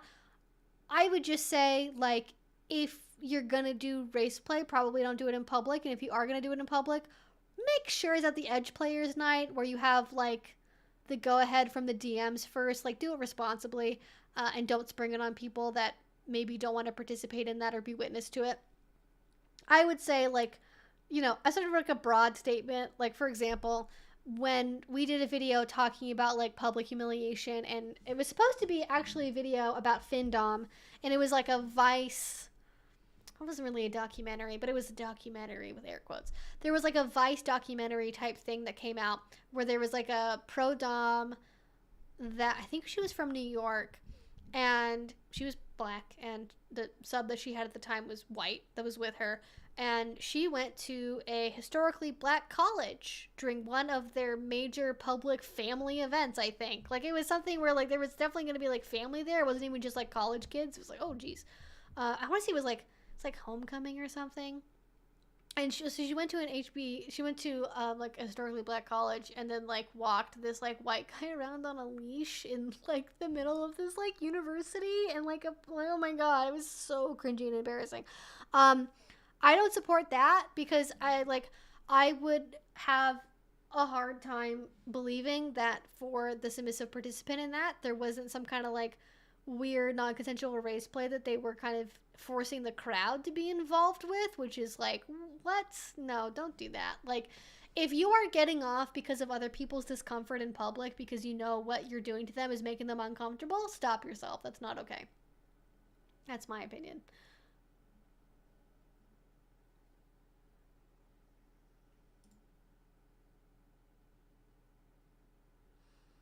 New online femdom here. Do you have any advice for maintaining a sub online and keeping the immersion for both short and Long-term relationship? That is a very big question. I don't know if I can answer that before the end of the stream, but if I can get to it, I'll let you know. It was homecoming week, yeah. Like, that was just, like, so cringe.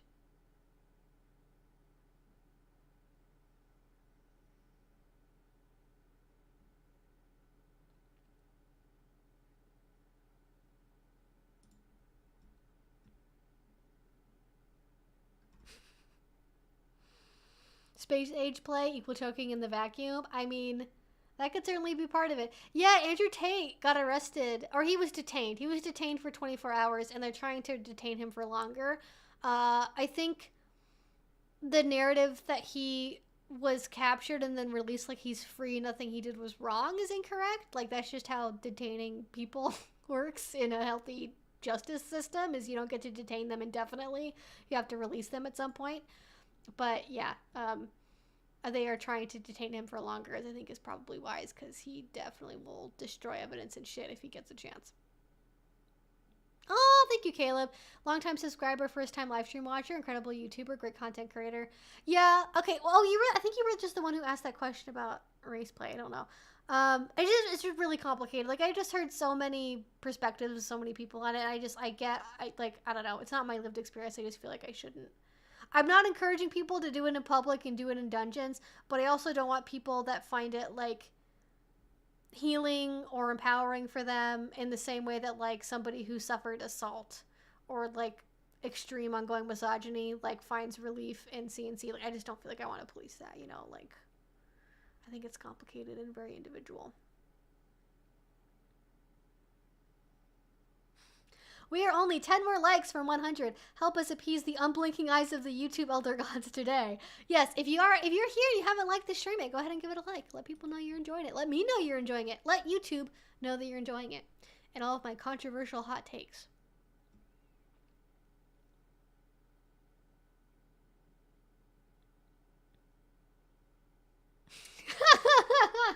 Top V, the EV finance guru and dating coach arc. I mean, that would be funny though. Just make a second channel where it become a fake persona of like an alpha female that's here to help the beta males, you know, get women or whatever. Like, that would be so funny. That would be so funny. Do you have any tattoos? No. I have a lot of ideas for tattoos, but I have not actually done any of them yet because they are expensive and take time. And I would need to find somebody that is available that I like for me to design, like, for me to, like, pay them to design something. Oh, I just talked about this. If you go up the chat a little bit further, you should be able to find it. My favorite resource for Shibari, or hair Shibari specifically, I know, I don't know which one of them it is. I know for sure that in one of the Lee Harrington books, there's a really good hair tie in it. And I think it's more Shibari you can use, I think has the hair tie in it. There should be like I can probably just look this up. I'm just gonna look it up.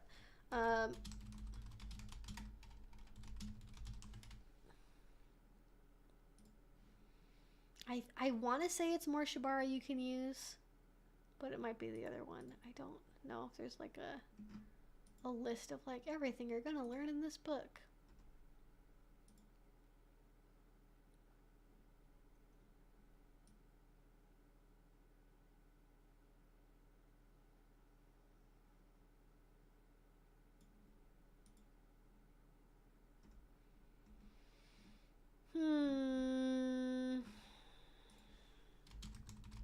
Trying to see if I can. There's also a YouTube video from Naughty Scotty. There's a couple of things from like Bruce S&M. Rory's Brainworks has some things on it. I think the Shibari. What is this? There's also the Duchy. I think the Duchy has a couple of tutorials as well. Yeah, so there's definitely some free resources online, but if you're looking for a book... Oh, Shibari Study I think maybe has some too. There's a ton. I just looked, there's a ton. A lot of them are kind of a similar principle,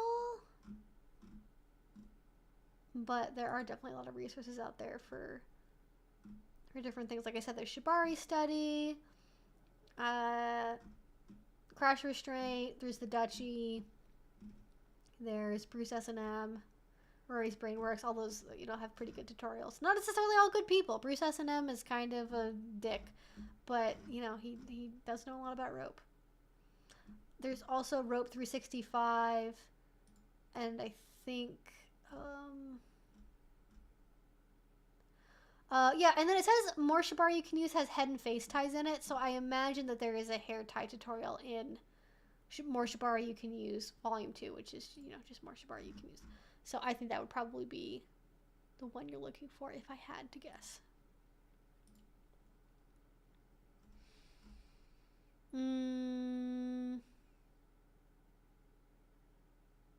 I wouldn't say I'm the largest BDSM YouTuber. I think What's the Safe Word and I have like very similar subscriber numbers, but they usually get more views than I do. I can actually probably just look. What's the Safe Word? I think we have very similar subscribers. Yeah, What's the Safe Word has almost 300k subscribers. So they're a bigger channel than I am, but they don't really make like... We make very different videos. Like, we both make BDSM content, but our video styles are very different, and I just love that about us as content creators, is that we cover like similar stuff, but from very different perspectives. It's so awesome. But I'm not technically the biggest BDSM YouTuber. I'm like second place, which is fine. Second place is my ideal location. I would like to not be first. Lots of expectations if you're number one.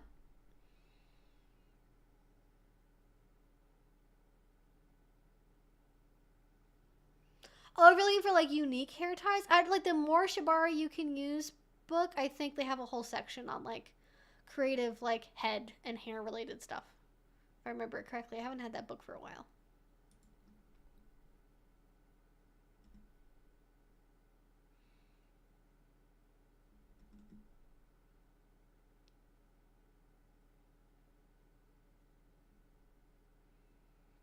Happy New Year from the UK. Our youngest kitty who we got in the summer is named Evie.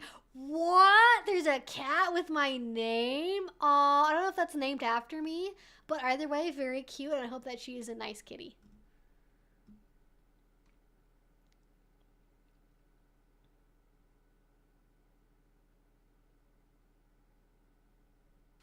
I came in on the ASMR. I love these streams. I'm glad that you all enjoy the ASMR.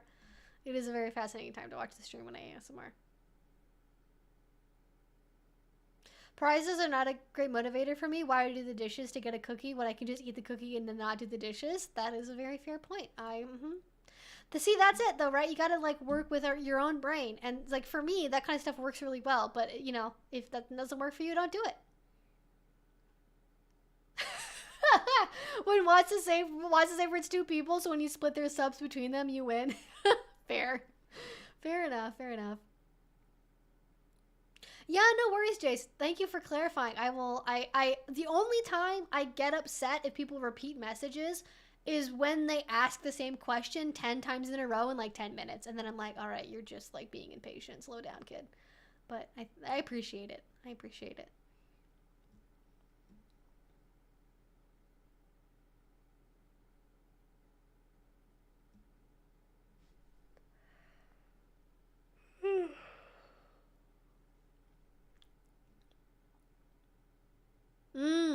My partner was talking about them carving their name in my chest, and while that sounds fun, that also scares me a little. I'm worried about it going too far. I mean, yeah, like whenever I have somebody who tells me about like their partner has like really extreme kinks, right? And maybe, okay, another video idea, like simulating extreme kinks.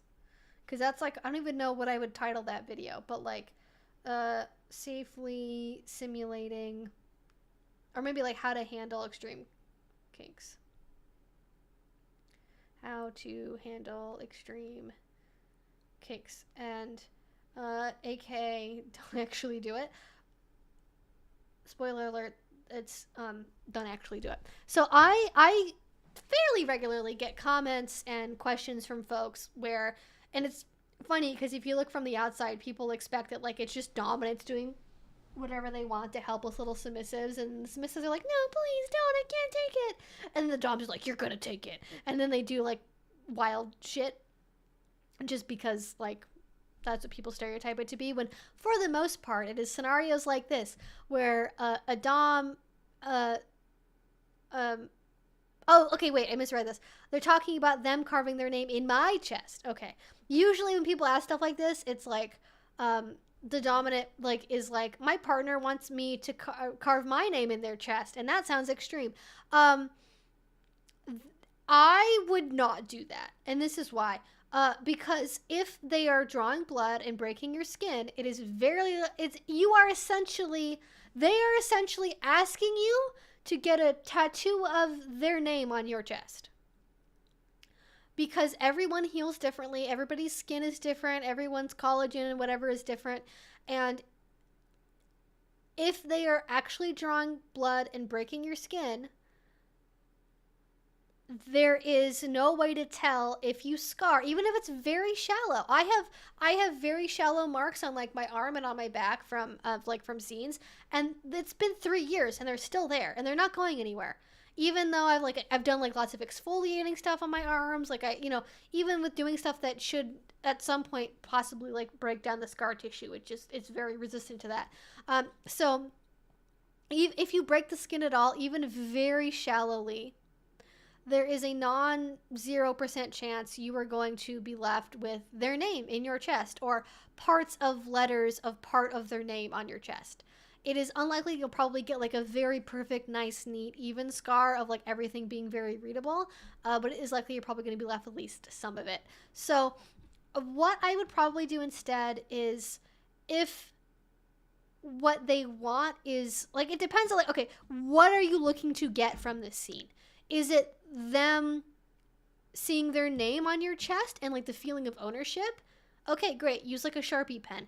Do something semi-permanent that'll go off eventually. Like maybe get like kind of a dark red Sharpie and like, do something with that instead. And like the writing will be satisfying and the red marks will be satisfying, but it won't be blood. It won't be permanent. It'll be like, it'll wash up after a day or two.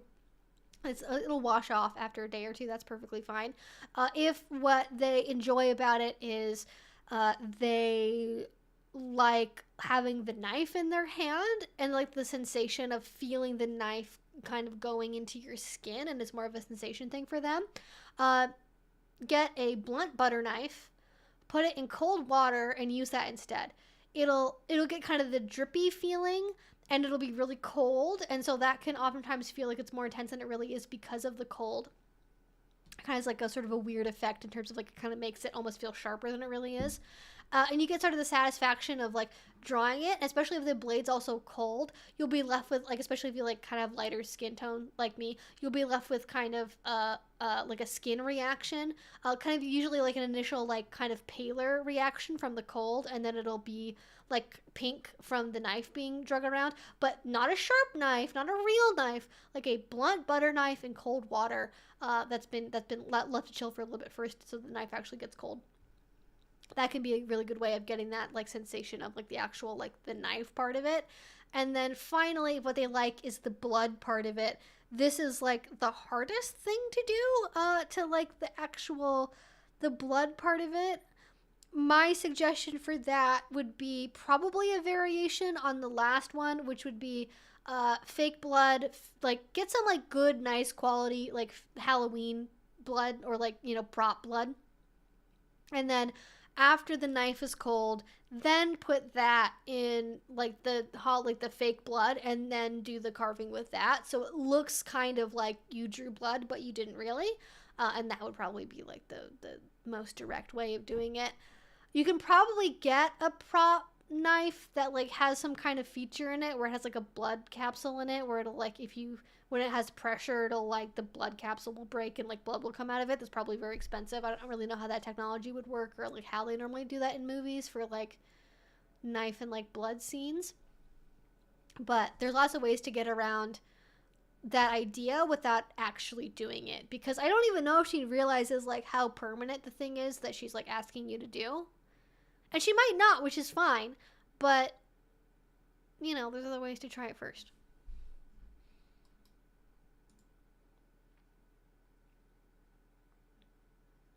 A dom carved her name on my chest 30 years ago. It's still faintly visible. I'm not entirely happy about that, but not entirely unhappy. Yeah. And also, I feel like if that's like your first foray into like blood stuff, especially, or getting, you know, cutting skin or names, like that's like a really intense way to start. If you already do like blood play stuff and it's like the name and location that freaks you out, like do like a really small like initial somewhere else, right? Like do like, I don't know, like let's say her initial is K. Do a K like underneath your arm, or like, you know, like I don't know, like somewhere that would be hidden and discreet, where if you later like didn't like the memory of it, it wasn't like visible all the time. So that would be my advice.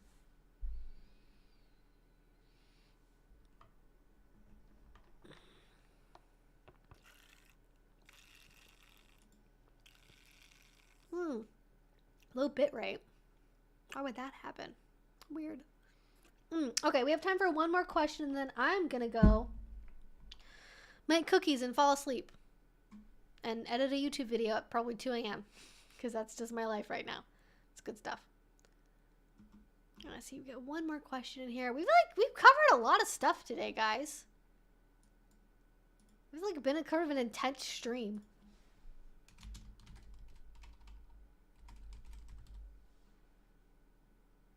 Okay. All right.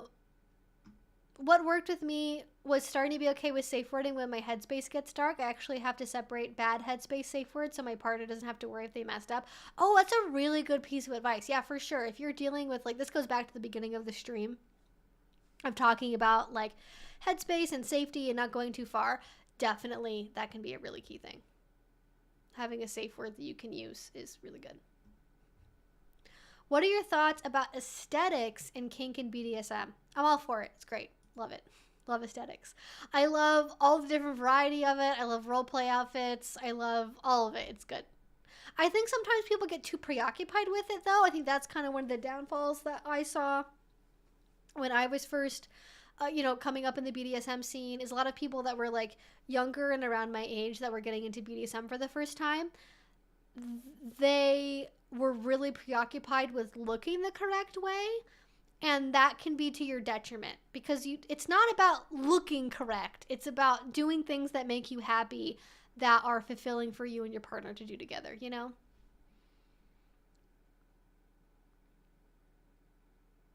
Have you considered doing a video about VR and BDSM? Because recently I'm hearing that people are doing BDSM on VR chat. I think that would be an interesting topic to dive into.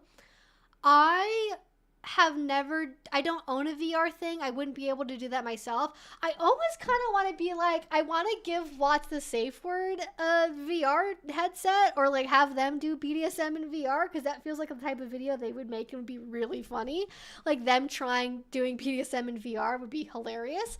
But I could also maybe like the concept of doing BDSM in VR is kind of, I think, like I could probably do that. I just don't, like, I'm not gonna spend, how much is it for a VR headset these days? It's still probably like $1,000. Like, no thank you.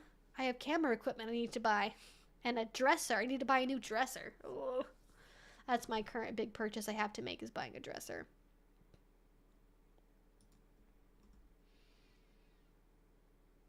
I have a heavy session tomorrow. I'm nervous, excited. I make so much from it, but man, some of it is so excruciating to me. Well, I hope you enjoy yourself, Silver, and I'm wishing you the best for your intense scene for New Year's Eve tomorrow. Very exciting stuff.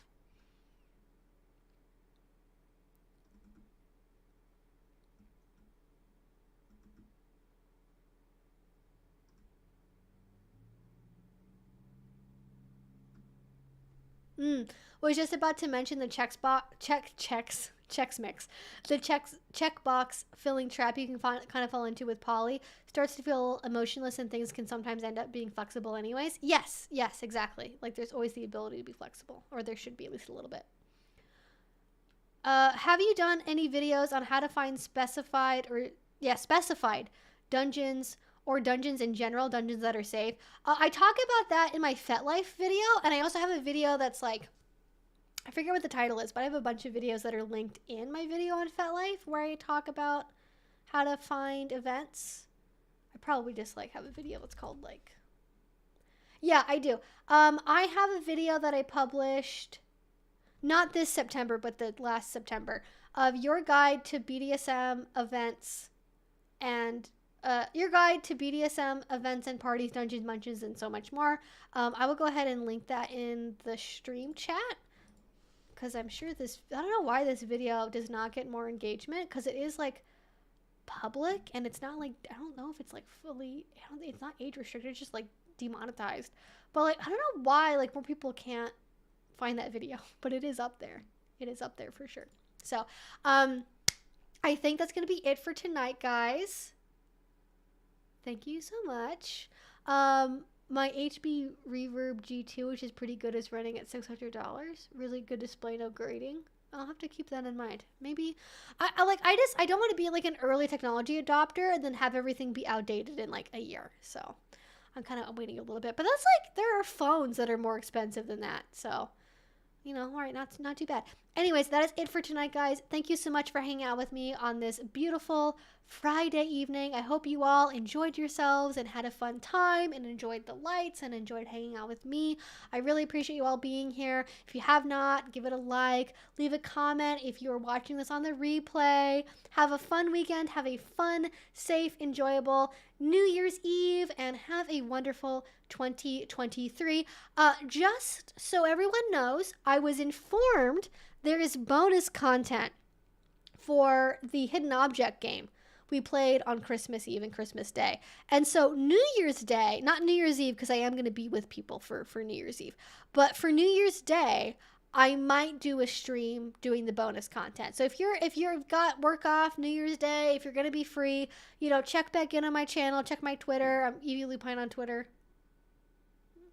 People doing fireworks outside? What the heck? All right. People, my neighbors are being crazy. I don't know what's going on with that. Or they're not crazy. I shouldn't say crazy.